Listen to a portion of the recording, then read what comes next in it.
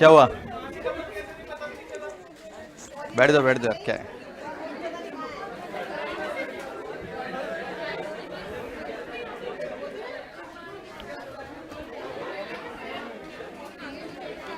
चलिए बच्चों, सबको गुड मॉर्निंग।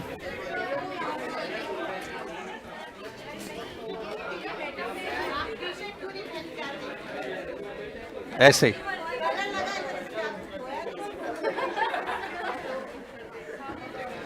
एक्चुअली शर्ट थोड़ा सा क्या है कि अच्छे लेवल के और हाई क्लास जो टीचर्स हैं उनको मिला हुआ है।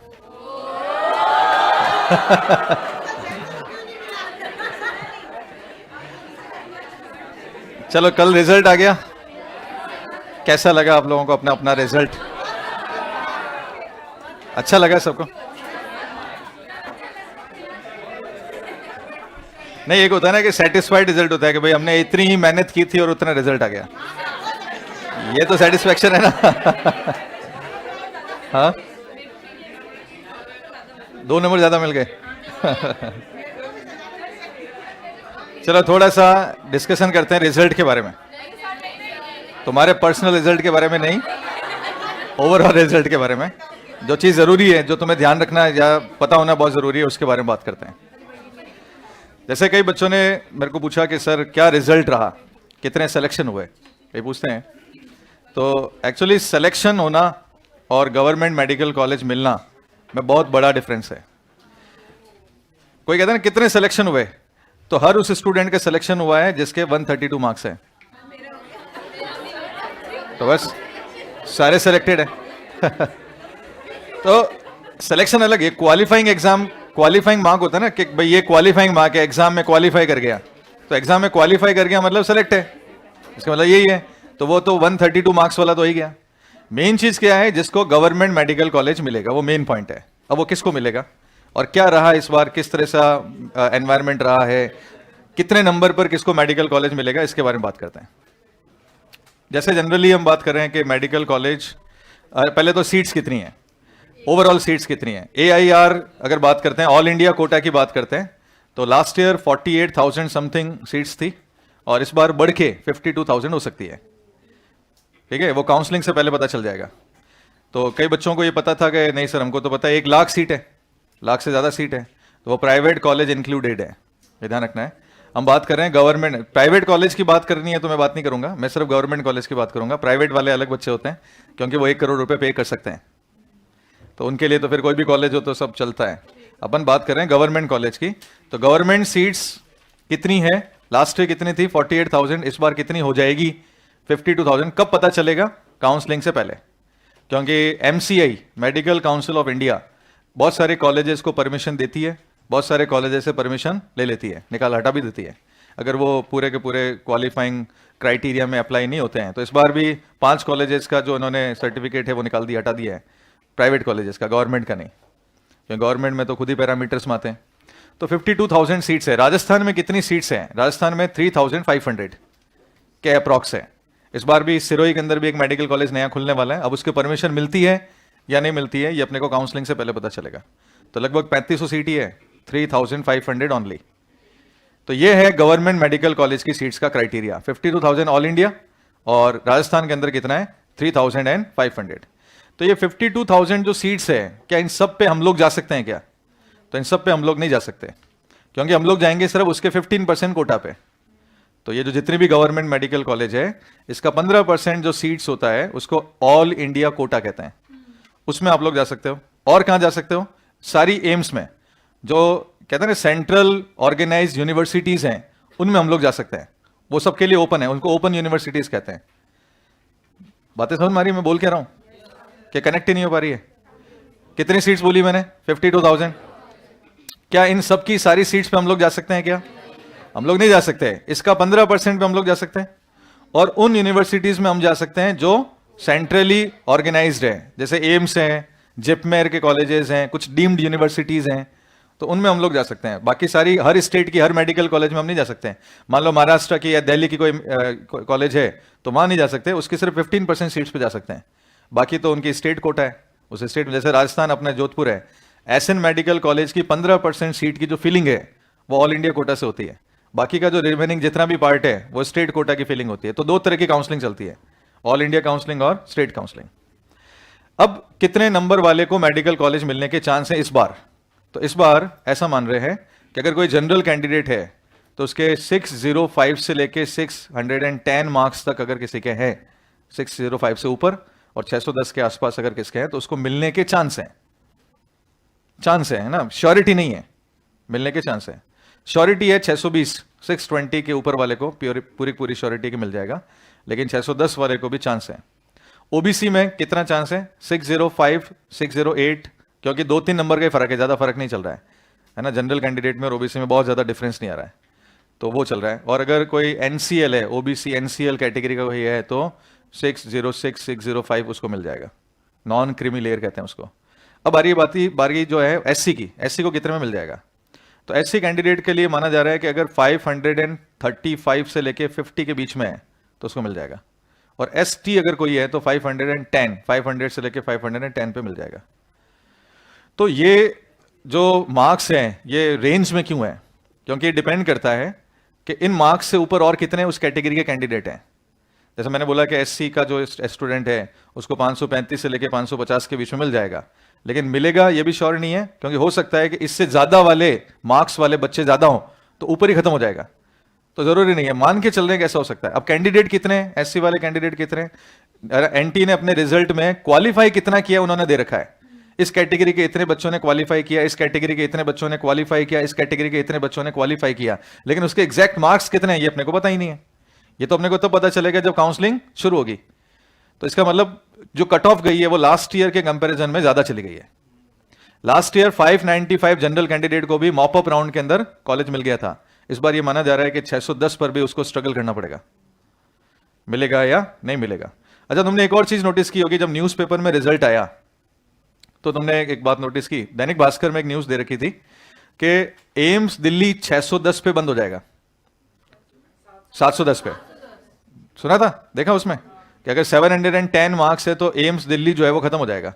तो ऐसा क्यों, उसका क्या रीजन है? तो उन्होंने देखा कि 620 पर तो 3 कैंडिडेट चल रहे हैं, 615 पे 30 जन है, 25 से 30 जन है, 615 पर है। अरे वो जो भी है तुम 700 वाले रेंज मानो, 715 पे कितने जन है? 25-30 जन है, तो 710 पर आते आते तो सारी सीट खाली हो जाएगी। और वो सब लोग स्टार्टिंग में क्या लेंगे? एम्स दिल्ली तो लेंगे। इसका मतलब वो ये कहने की कोशिश कर रहे हैं कि 710 से ऊपर कितने जने हैं, कितने सारे बच्चे हैं जो 710 से ऊपर मार्क्स लेके आ रहे हैं। इसका मतलब सीटें तो ऊपर ही खत्म हो रही है। और फिर बाद में नीचे अगर लोग आते हैं तो नीचे आने के बाद में 680, 690, इस पे बहुत सारे कैंडिडेट हैं, एक एक रैंक पर, एक एक मार्क्स पर 10-10, 15-15 दिन है। तो ऐसा तो हो नहीं सकता कि वो एक ही मेडिकल कॉलेज की एक ही सीट के ऊपर बैठेंगे, ऐसा तो हो नहीं सकता। तो वो तो क्या करेंगे, अलग अलग सीट कंज्यूम करेंगे, यानी वो तो सीट तो खाएंगे, सीट खाएंगे तो क्या होगा, मेडिकल कॉलेज तो वैसे ही कंज्यूम हो जाएगा। तो नीचे आते आते तो जो है सीट्स बचेगी नहीं। तो इसके लिए कट ऑफ हाई जा रही है। इस कट ऑफ के हाई जाने के पीछे का 2 रीजन है, बिल्कुल क्लियरली 2 रीजन है। पहला रीजन तो ये है कि पेपर रियल में बहुत ज्यादा डिफिकल्ट नहीं था, पहला रीजन तो साफ साफ दिख रहा है। दूसरा रीजन एनटीए खुद है, जिसने 15 नंबर फ्री में दे दिए, 15 नंबर फ्री में दे दिए। एक क्वेश्चन फिजिक्स में बोनस दे दिया जो बोनस नहीं होना चाहिए था, एक केमिस्ट्री के क्वेश्चन के 2 आंसर कर दिए, और बायो के एक क्वेश्चन के 2 आंसर कर दिए। तो क्या हो गया? अच्छा एक बार बताओ, ये जो चीजें ऐसी होती है ना 2-2 आंसर करने वाली, इसमें किसको बेनिफिट होता है? उस बच्चे को नहीं होता जिसके 200 नंबर है, उसको होता ही नहीं है, उसके 215 हो जाएंगे। उसको नहीं होता जिनके 300 नंबर है, 315 हो जाएंगे। 500, 550 उसको बेनिफिट नहीं है। किसको बेनिफिट है? जिसके 600 प्लस है, उसको सीधा सीधा बेनिफिट है। मान लो कि, और वो बच्चा जिसके 600 नंबर आ रहे हैं वो हमेशा किस में कंफ्यूज होगा? 2 आंसर में तो कंफ्यूज होगा, क्योंकि वो ऑलरेडी पढ़ने वाला है। इसका मतलब उसके कॉन्सेप्ट क्लियर थे, तो हमेशा किस में कंफ्यूज होगा? 2 आंसर में, ये लगाऊं या ये लगाऊं। और मान लो उसको दे दे दोनों ही आंसर है, तो क्या हो गया? उसको तो सीधा मिल गया। तो क्या हो गया? 600 वाले के आगे सीधे 615, यानी वो कट ऑफ के अंदर आ गया। इसलिए क्या हो गया कि 600 से ऊपर वाले कैंडिडेट बढ़ गए, और बढ़ते क्या हो गया? जो कट ऑफ है वो 15 नंबर हाई चली गई। ये है एनटीए ने खुद ने अपने पैरों पे कुल्हाड़ी मार दी और दूसरे बच्चों का नुकसान कर दिया। तो जबकि मिलना नहीं चाहिए था, बोनस वाला क्वेश्चन था ही नहीं। केमिस्ट्री वालों में लॉजिकली देखोगे तो उसका एक ही आंसर था, और बायो में लॉजिकली देखोगे तो एक ही आंसर था। बायो में क्या किया उन्होंने? बायोटेक्नोलॉजी का प्रोसेस जो सीक्वेंस है उसका क्वेश्चन था, और सीक्वेंस बिल्कुल इजी। पहले डीएनए निकालो, आरई डाल के उसको कट करो, जेल इलेक्ट्रोफोरेसिस से सेपरेट करो, फिर उसको वेक्टर के साथ में जोड़ो और होस्ट में ट्रांसफर करो, यही था। तो उन्होंने एक पैराग्राफ के अंदर क्या चीज, दूसरा चीज और दे रखी थी साइड में, तो उन्होंने लेके उस पैराग्राफ को टिका दिया कि ये भी आंसर हो सकता है, ये भी आंसर हो सकता है। तो उन्होंने लेके दे दिया कि दोनों ही आंसर हो सकता है। था, बी पार्ट में था, लेकिन जिन बच्चों ने ये क्वेश्चन किया होगा, जिन बच्चों ने, उनको तो बेनिफिट है ना, और जिन्होंने नहीं किया होगा, जिन्होंने छोड़ा होगा, ठीक है, उन्होंने ये सोचा होगा कि नहीं ये तो कंफ्यूजन है, उसने छोड़ दिया, कोई दूसरा किया और वो गलत हो गया उसके, तो 5 नंबर नीचे, सीधा नीचे। और 5 नंबर का मतलब है 5000 सीट, 5000 रैंक, ये मान के चल रहे हैं। 600 से ऊपर जाने पे रैंक इस हिसाब से बढ़ती है। लास्ट ईयर जिसके 612 नंबर थे उसकी 15,000 रैंक थी। इस बार जिसके 612 नंबर उसके 22,000 रैंक है। 7,000 रैंक का फर्क आ गया 612 नंबर पे, 7,000 रैंक इसको कहते हैं, ठीक है। तो इसका मतलब कट ऑफ। और लास्ट ईयर क्या हुआ था, जिसकी AIR जनरल में 25,000 थी उसको लास्ट मेडिकल कॉलेज मिला था। 25,000 रैंक वाले को मेडिकल कॉलेज मिल गया था। अब इस बार जिसकी 25,000 जो रैंक है उसके मार्क्स बहुत हाई है, 610 नंबर है। तो इसका मतलब लास्ट मेडिकल कॉलेज किसको मिलने के चांस है, जिसके 610 नंबर है। तो कट ऑफ हाई जा रही है। तो अब तुम्हें क्या करना पड़ेगा, ये समझ में आ गया। तुम लोगों को मेहनत थोड़ी ज्यादा करनी पड़ेगी। देखो सिलेक्शन का अगर फोकस है, तुम्हारा मोटो है कि तुमको सिलेक्शन कराना है, तो तुम्हारा ये जो ईयर है, ये जो साल है, बहुत वैल्यूबल ईयर है। तुम लोग इसमें गलतियां नहीं कर सकते। अच्छा, एक चीज और बताता हूं तुम्हें कि सिलेक्शन के लिए क्या बहुत ज्यादा जरूरी होता है। अपन उस पॉइंट पर आते हैं।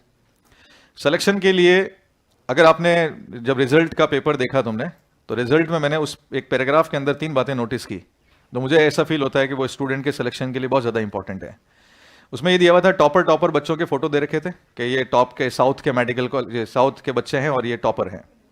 फिर नीचे एक ग्रीन कलर के टी शर्ट में एक बच्चे का फोटो था, राजस्थान में 10th रैंक, राजस्थान का स्टूडेंट जो 10th रैंक पर है था।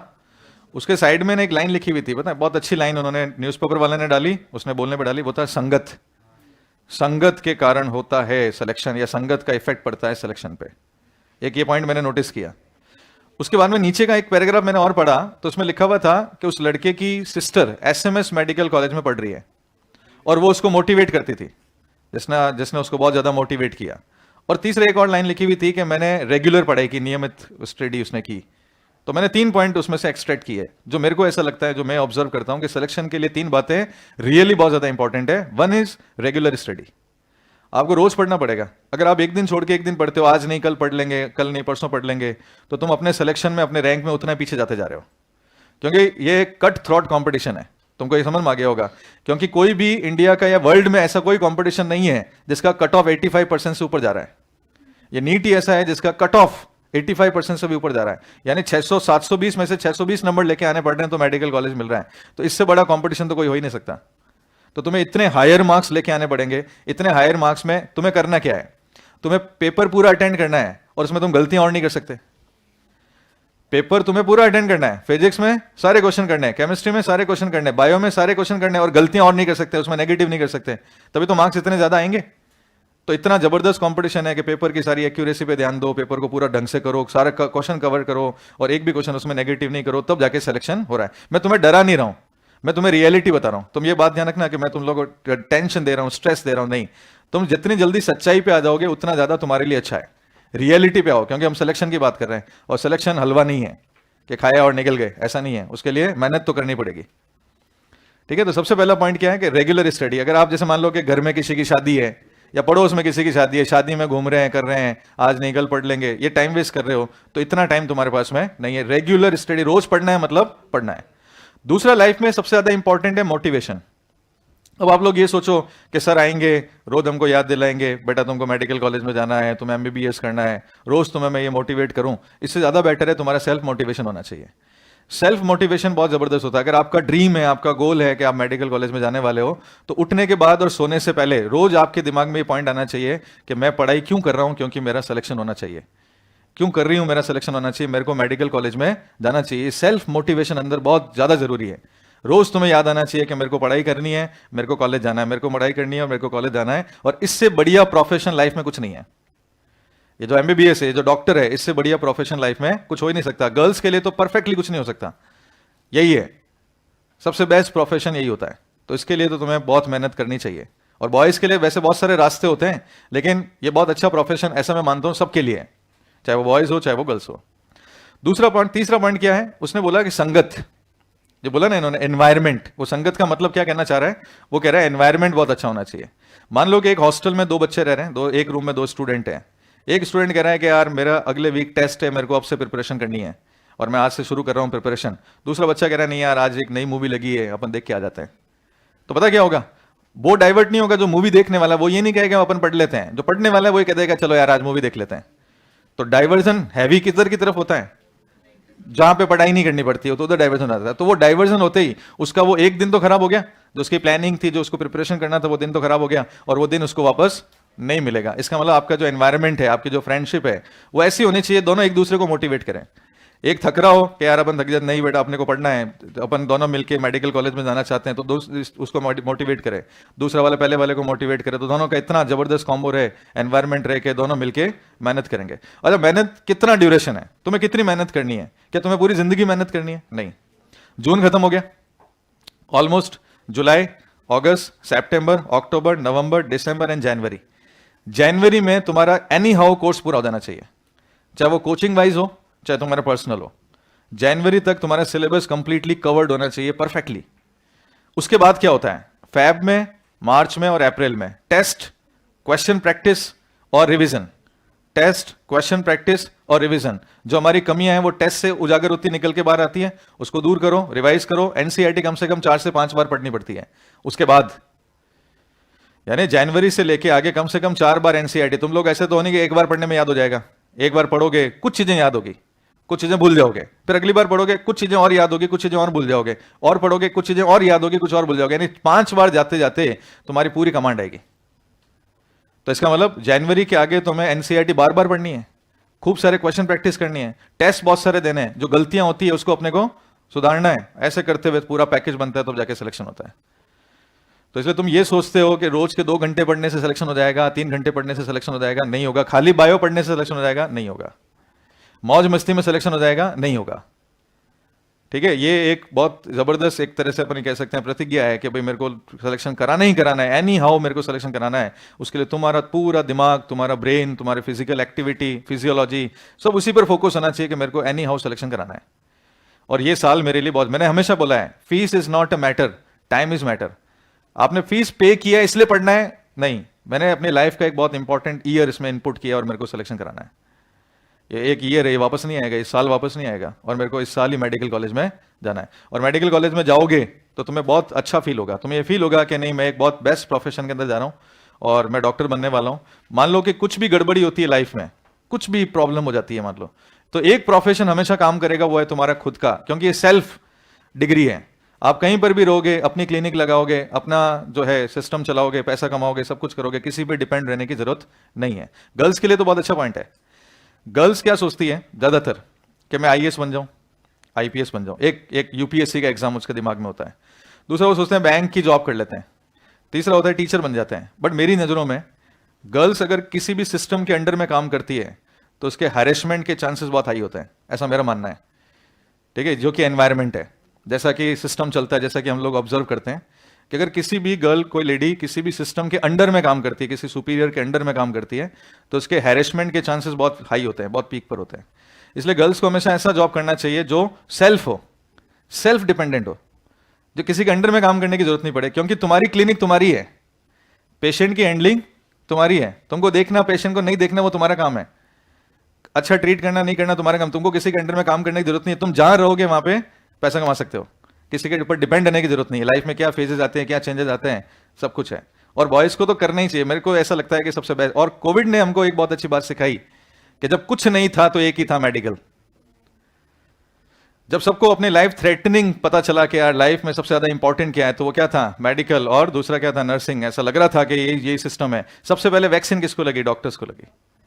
सबसे ज्यादा केयर कौन कर रहे थे, डॉक्टर। सबसे ज्यादा वैल्यू किसकी थी, डॉक्टर्स की थी। और आने वाले टाइम के अंदर कुछ भी होता है, सब लोगों को, पूरे कंट्रीज को, सबको एक बात समझ में आ गई, यूक्रेन और रशिया का जो वॉर चला ना, उससे एक बात समझ में आ गई कि यूक्रेन तो बर्बाद हुआ ही हुआ है, रशिया भी बर्बाद हुआ है। यानी डायरेक्ट वॉर से किसी को फायदा नहीं है। इनडायरेक्ट वॉर जो चाइना करने वाला था, वो तो ठीक है, चाइना की बेवकूफी थी कि वायरस अंदर ही अंदर लीक हो गया, अदरवाइज चाइना की ये प्लानिंग थी कि वायरस छोड़ दिया जाए, लेकिन हो गया उसके ऊपर ही उल्टा इफेक्ट। तो आने वाले टाइम में बायो वॉर होने के चांसेस बहुत ज्यादा हाई लग रहे हैं। तो उसमें एक ही प्रोफेशन की वैल्यू दिखेगी, वो है डॉक्टर। तो फ्यूचर देखो, प्रेजेंट देखो, कुछ भी देखो, सबसे बढ़िया प्रोफेशन कौन सा है, मेडिकल, ऐसा मेरा मानना है। ठीक है, तो इसके लिए तुम लोगों को अच्छे से मेहनत करनी चाहिए, रेगुलर पढ़ाई करनी चाहिए, सेल्फ मोटिवेशन, होना चाहिए। टाइम तुम्हारे पास में बहुत ज़्यादा नहीं है, मस्ती मौज मस्ती करना एक अपना अलग फेज़ है, लेकिन ये साल नहीं है उसके लिए। मौज मस्ती करनी है, मेडिकल कॉलेज में जाओ, फर्स्ट ईयर सेकंड ईयर वहाँ पे कर सकते हो, लेकिन अभी मौज मस्ती करोगे तो वो मौज मस्ती नहीं आएगी काम में, वहाँ तक नहीं पहुँच पाओगे। मैं हमेशा कहता हूँ अगर अभी मज़े कर लिए तो फिर वो मज़े नहीं मिलेंगे, अगर वो मज़े चाहिए। और क्योंकि वहाँ पे क्या होगा, 250 स्टूडेंट है, 250 स्टूडेंट इन वन क्लास, और सारे सेम प्रोफेशन के हैं, सबका मेंटल फोकस एक ही है कि हमको डॉक्टर बनना है। तो वहाँ पे क्या है, मेच्योरिटी वाला लेवल है, अभी मेच्योरिटी वाला लेवल है, अभी कोई कुछ सोच रहा है, कोई कुछ सोच रहा है, कुछ कर रहा है, टाइम पास हो रहा है, तो टाइम पास नहीं करना है अपने को। समझ में आया कुछ? तो सिलेक्शन में और गवर्नमेंट मेडिकल कॉलेज में डिफरेंस है। कोई कहता है ना सेलेक्ट कितने हुए, नहीं। अच्छा, सिलेक्शन के ऊपर बातें करते हैं अपन कि भाई क्या चीज़, कितने बच्चों का क्या सिलेक्शन हुआ यहाँ पे। तो टॉपर जो अपनी क्लास का रहा है यहाँ पे, इंस्टीट्यूट का रहा है, उसके 670 मार्क्स हैं, 670 मार्क्स है। प्रतीक नाम है उसका, वो हिंदी मीडियम का स्टूडेंट है, टारगेट का, B4 बैच का था, मेरे से पढ़ता था वो। तो बायो में उसके 355 मार्क्स है, फिजिक्स भी उसकी अच्छी रही, केमिस्ट्री भी अच्छी रही ओवरऑल। उसको वो आया था अक्टूबर में, वो अक्टूबर में आया था पढ़ने के लिए, और मैंने 4 महीने में उसका पूरा कोर्स करा दिया, हमने मिलके पूरा कोर्स 4 महीने में करा दिया फटाफट। पैनल लिखा हुआ पैनल था, हमारे नोट्स थे ऑलरेडी, उसको एक्सप्लेन करके, और उसने बहुत फोकस किया, तो काफ़ी अच्छे मार्क्स लेके आया। बायो में 355 है उसके। सेकेंड रैंक जो टारगेट इंग्लिश मीडियम के, लास्ट ईयर में यहीं पर बैच बैठता था, उस बैच में मैंने 5 बच्चों, मैंने ऐसा नहीं, वो 5 बच्चे इंटरेस्ट लिया, मैंने वाइवा अनाउंस किया था, और मैंने बोला था कि क्लास में अपन वाइवा लेंगे, तो मैंने वाइवा अनाउंस किया। मैंने कहा जिसको वाइवा देना है वो ऊपर जो डाउट काउंटर है वहाँ पर आ जाना। तो उसमें 5-6 बच्चे आए थे, उसमें से एक थी मानसी पंवार, एक थी मानसी पुरोहित, ठीक है, एक था फैजान, एक था चिराग, एक था साहिल नागौरी, 5 का सिलेक्शन हो गया। जो रेगुलरली वाइवा देने के लिए आ रहे थे उसमें थी मानसी पुरोहित, मानसी पंवार, फैजान अख्तर, साहिल और एक और चिराग, उन सबका सिलेक्शन हो गया, उन सबको मेडिकल कॉलेज मिल गया। तो मतलब उनके सबके नंबर जो है वो 615 प्लस 612 से ऊपर ही जा रहे हैं, यानी वो उस बाउंड्री से ऊपर चले गए जिनको मेडिकल कॉलेज मिलेगा। तो जिन्होंने वाइवा को भी सीरियसली लिया, क्योंकि उनका एक एक क्वेश्चन मैंने कवर किया, एक एक चैप्टर में से क्वेश्चन पूछा, लाइन टू लाइन उनको पूछी, तो उन्होंने इंटरेस्ट लिया और धीरे धीरे धीरे धीरे उनको वो मिल गया। और एक बच्चे के आ रहे हैं 552, जिसके मानसी पुरोहित के 552 मार्क्स आ रहे हैं, और उसके बायो में पूरे हैं, ठीक है, 652, सॉरी, मेरे को क्या 100 नंबर कम ही जा रहे हैं तो कोई बात नहीं, तो उसके बायो में पूरे हैं। और बाकी बच्चों के एक के हैं 355, 350, 345 लास्ट है, उसके नीचे कोई नहीं है। तो 345 इन बायो, अभी मैंने गलती नहीं की है, इतने नंबर कम नहीं करूंगा मैं 100 नंबर का फर्क आ सकता है। चलिए करें अपन, आगे बढ़ते हैं। बातें तो बहुत सारी कर ली, अब चले बस पे आते हैं। लेकिन अब देखो भाई, मेरा तो एक ही फोकस है, मैं फोकस्ड आदमी हूं, मुझे तुम लोगों के सिलेक्शन से मतलब है, ठीक है। और तुम लोगों के सिलेक्शन, अब तुम पढ़ सकते हो कि नहीं पढ़ सकते हो तुम्हारे ऊपर है। मैं एक ही बात कर सकता हूं, मेरे पास घुमा फिरा कि एक ही बात है, सिलेक्शन, कि नीट में सिलेक्शन होना चाहिए। मेरे पास मैं जितनी भी बातें घुमाऊंगा ना, मेरा टारगेट एक ही पॉइंट पर है कि सिलेक्शन होना चाहिए। अब तुम लोग क्या सोचते हो क्या नहीं सोचते हो, इस पर मेरे को फर्क नहीं पड़ता। तुम ये सोचते हो कि नहीं सर मजाक करें, मस्ती करें, ये मेरे से नहीं हो सकता। मेरे घुमा फिरा के एक ही पॉइंट पर आएगा, सिलेक्शन से मतलब है। रोज मैं एक ही बात करूंगा कि भाई इसमें से ये क्वेश्चन आ सकता है, ये क्वेश्चन आ सकता है, ये क्वेश्चन आया हुआ है, इसको ऐसे घुमा सकते हैं, ऐसे घुमा सकते हैं, नीट में ये क्वेश्चन बन सकता है। मेरे पास में ले देखिए यही बात है। तो अगर तुम्हें सिलेक्शन से मतलब है तो I am better for you, otherwise तुम लोगों के लिए इरिटेटिंग हूं मैं चलो सेल साइकिल पे आते हैं। सेल साइकिल में हमने लास्ट में क्या क्या बात की थी, आज अपन पढ़ेंगे। हाँ, माइटोसिस अपन ने किया था ना, माइटोसिस के बाद अपन मियोसिस भी करेंगे, एक बार रिवीजन करेंगे सारा का सारा। हाँ बोलिए।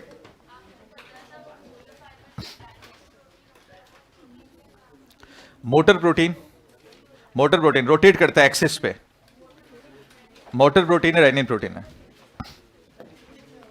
देखो अब एक थोड़े से एनसीईआरटी के डायग्राम भी देख लेते हैं, तो उसको देखते हुए रिवाइज कर लेंगे सारा।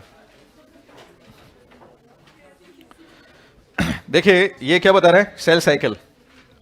ये जो डायग्राम एनसीईआरटी का है वो क्या बता रहा है, सेल साइकिल बता रहा है। इस सेल साइकिल में आप देखो, ये फर्स्ट कौन सा है, G1, ये कौन सा है S, ये कौन सा है G2, और ये कौन सी फेज है, M।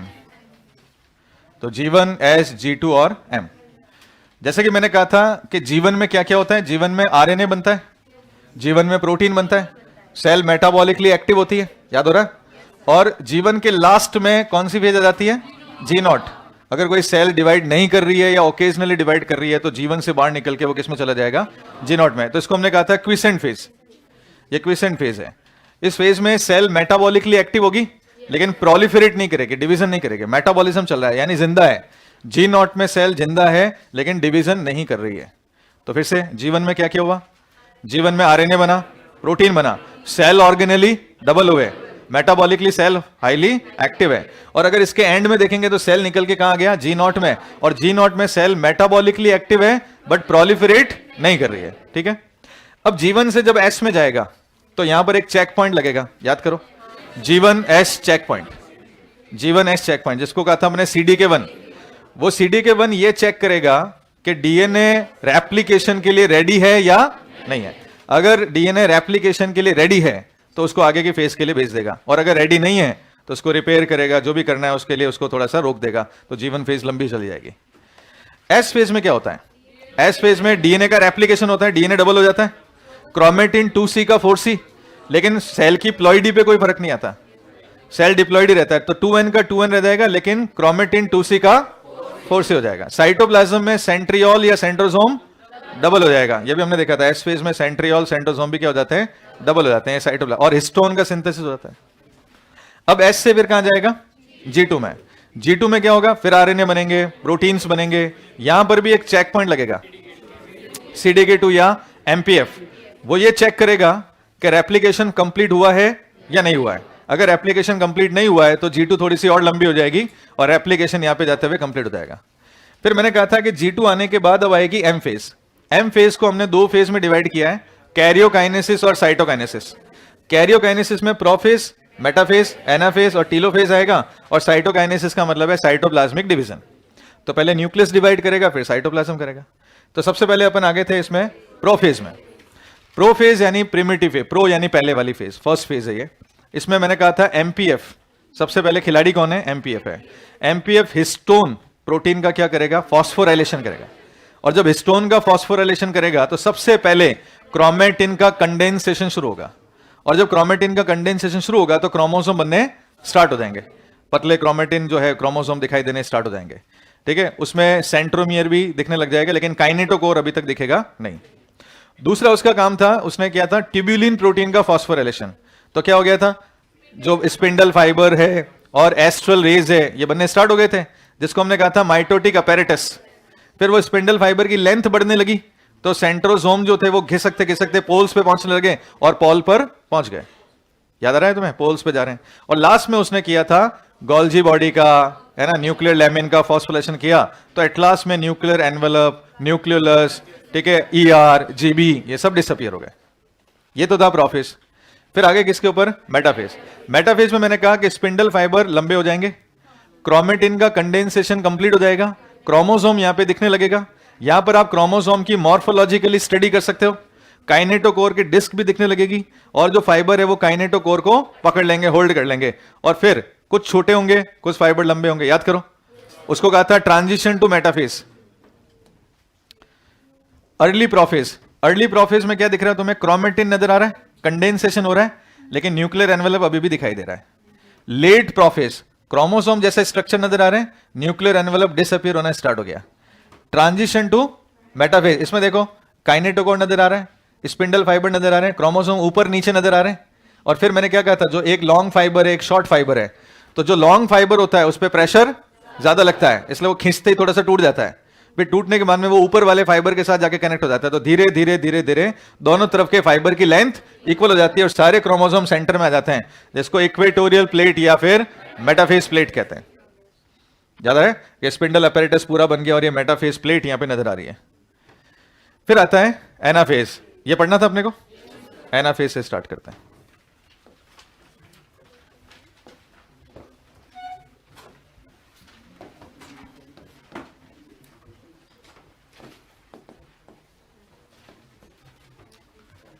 एनाफेज से शुरुआत करते हैं। अब इसमें क्या होगा, तो यहां पे सबसे मेन इंपॉर्टेंट पॉइंट है division of chromosome.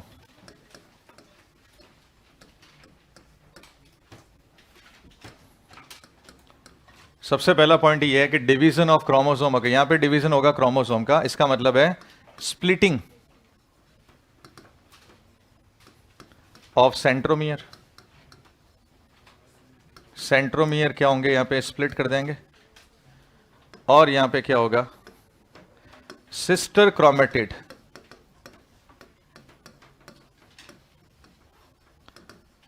Sister chromatid, now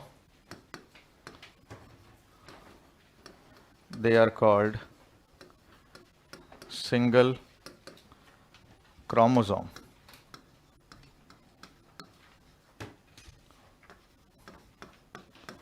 Moves towards pole. Sister chromatid यहाँ पे डिवाइड हो जाएंगे और वो अब सिंगल क्रोमोसोम बन जाएंगे और धीरे धीरे पोल्स की तरफ जा रहे होंगे।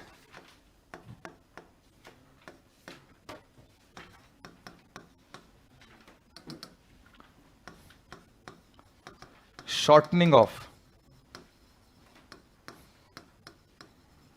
Spindle occurs. ये भी बहुत इंपॉर्टेंट पॉइंट हो सकता है, ये बहुत इंपॉर्टेंट पॉइंट हो सकता है। ये शायद 2023 में था, इसी साल आ गया था ये question.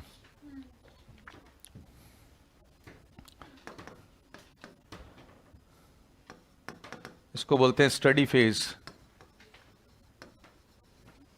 Of chromosomal shape.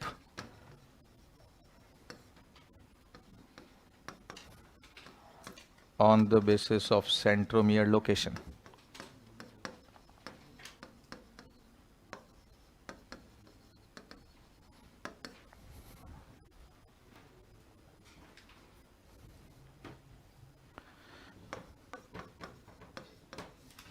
Now cell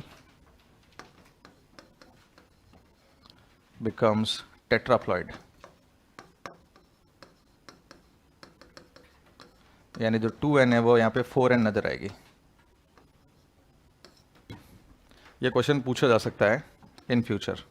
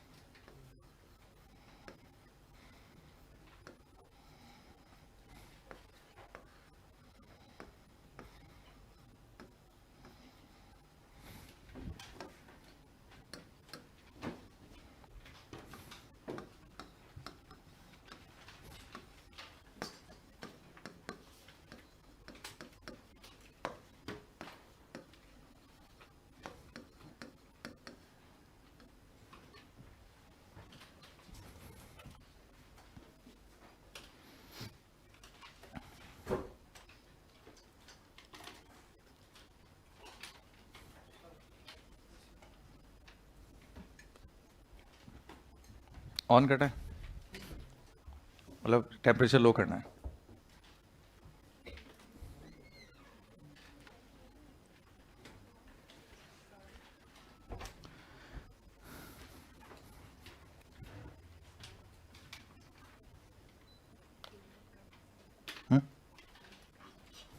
कब नहीं करना है, सर्दी लग रही है।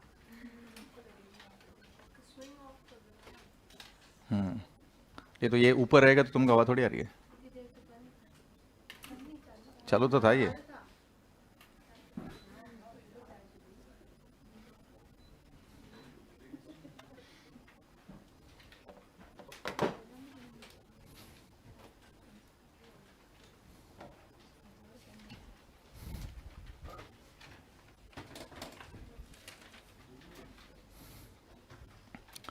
समझ ले इसको।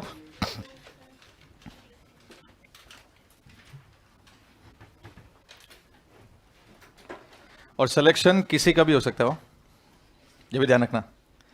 सिलेक्शन के लिए ऐसा नहीं है कि इस साल किसके 500 नंबर आएंगे उसी के सिलेक्शन हो सकता है, नहीं। जिसके 100 मार्क्स भी होंगे ना, उसका भी सिलेक्शन हो सकता है। क्यों? ये सोचने वाला पॉइंट है। क्या मान लो कि किसी के नीट में 100 मार्क्स आ रहे हैं और उसका सिलेक्शन कैसे हो सकता है? ये तुम लोग सोचते होंगे ना। अगर नहीं सोचते तो बहुत अच्छी बात है, लेकिन फिर भी मैं बता देता हूँ कि 100 to 100 मार्क्स वाले का भी सिलेक्शन कैसे हो सकता है। देखो, एक चीज़, सिंपल सी चीज़ है कि अगर कोई स्टूडेंट अपनी कमियों को पहचान ले। देखो, स्टूडेंट के साथ में दिक्कत क्या होता है कि वो अपनी कमियों को, अपनी प्रॉब्लम्स को पहचान नहीं पाता है ना, कि उनकी क्या कमियां कहाँ रही है वो आइडेंटिफाई नहीं कर पाते हैं। आप मेहनत करना जानते हो, आप मेहनती हो, वो कहते हैं मैं सर बहुत मेहनत करता हूँ। मेरे पास कई सारे बच्चे आते हैं कि सर मैं बहुत पढ़ता हूँ, मैं बहुत मेहनत करता हूँ, लेकिन फिर भी मेरे मार्क्स नहीं आते। एक बहुत बड़ी कॉमन बात है ये, है ना। तुम लोगों के मन में भी आया होगा कभी, ऐसा सोचा हो तुम लोगों ने कि सर हम बहुत पढ़ाई करते हैं लेकिन फिर हमारे मार्क्स नहीं आते, या फिर ऐसा सोचा हम पढ़ते ही नहीं है तो हमारे मार्क्स नहीं आते। तो दो बातें होती है कि सर हम एक तो पढ़ते नहीं है, हमारे मार्क्स नहीं आते, और दूसरा कहता है कि सर हम बहुत पढ़ते हैं लेकिन फिर भी हमारे मार्क्स नहीं आते। तो बहुत, एक तो होता है नहीं पढ़ते हैं तो उसको पता चल गया कि पढ़ना है, लेकिन बहुत पढ़ते हैं लेकिन फिर भी मार्क्स नहीं आते, उसके पीछे का रीजन क्या है? उसके पीछे का रीजन है कि आप लोगों को आपकी जो कमियां हैं, प्रॉब्लम है, वो पता ही नहीं है। कैसे नहीं पता? क्या होता है, जैसे आप लोगों ने आपने पेपर अटेंड किया, आप जो भी टेस्ट देते हो वो टेस्ट पेपर आपने अटेंड किया। अटेंड करने के बाद में मान लो कि आपके आए 300 मार्क्स, 200 मार्क्स आए, कोई बात नहीं, आगे आप खुश हो गए। खुश हो गए मतलब आपने अवॉइड कर दिया उसको, उस पेपर को अवॉइड कर दिया। सर 200 नंबर आए, फिजिक्स में 50 नंबर आए, केमिस्ट्री में 40 नंबर आए, 110 नंबर इसमें आ गए, वो आ गए, ऐसे आ गए, तो वो छोड़ दिया उसको। लेकिन छोड़ना नहीं है, आपको ये चेक करना है कि उस पेपर में अगर आपके 200 नंबर आए तो क्या क्या गलतियां रही, क्या कमियां रही। पहली कमी तो ये रहेगी कि तुमको इसका मतलब क्वेश्चंस नहीं आ रहे थे, या आपके कॉन्सेप्ट क्लियर नहीं थे। पहली प्रॉब्लम ये आएगी। दूसरी प्रॉब्लम ये आएगी कि आप जो क्वेश्चन पढ़ रहे हो ना, उसमें आपकी एफिशिएंसी नहीं है। आप क्वेश्चन को सही तरह से पढ़े नहीं, नॉट करेक्ट को करेक्ट पढ़ रहे हो, इनकरेक्ट को करेक्ट पढ़ रहे हो, इस तरह की प्रॉब्लम वहां पर आपको देखने को मिलेगी। और तीसरा, आप लोगों में क्वेश्चन और ऑप्शन को रिलेट करने की ताकत ही नहीं है कि क्वेश्चन क्या पूछना चाह रहा है, आप ऑप्शन क्या लगा रहे हो, उन दोनों को रिलेट ही नहीं कर पा रहे। तो एक वो बड़ी बहुत प्रॉब्लम जो है वो सामने नजर आती है। तो इन कमियों को दूर, अब तुम्हें पता चल गया ना कि मेरी कमी क्या है। मेरी कमी ये है कि मेरे कॉन्सेप्ट क्लियर नहीं है, एक तो ये कमी तुम्हारी हो सकती है। दूसरी कमी ये है कि तुम्हारे पेपर रीडिंग एफिशिएंसी सही नहीं है।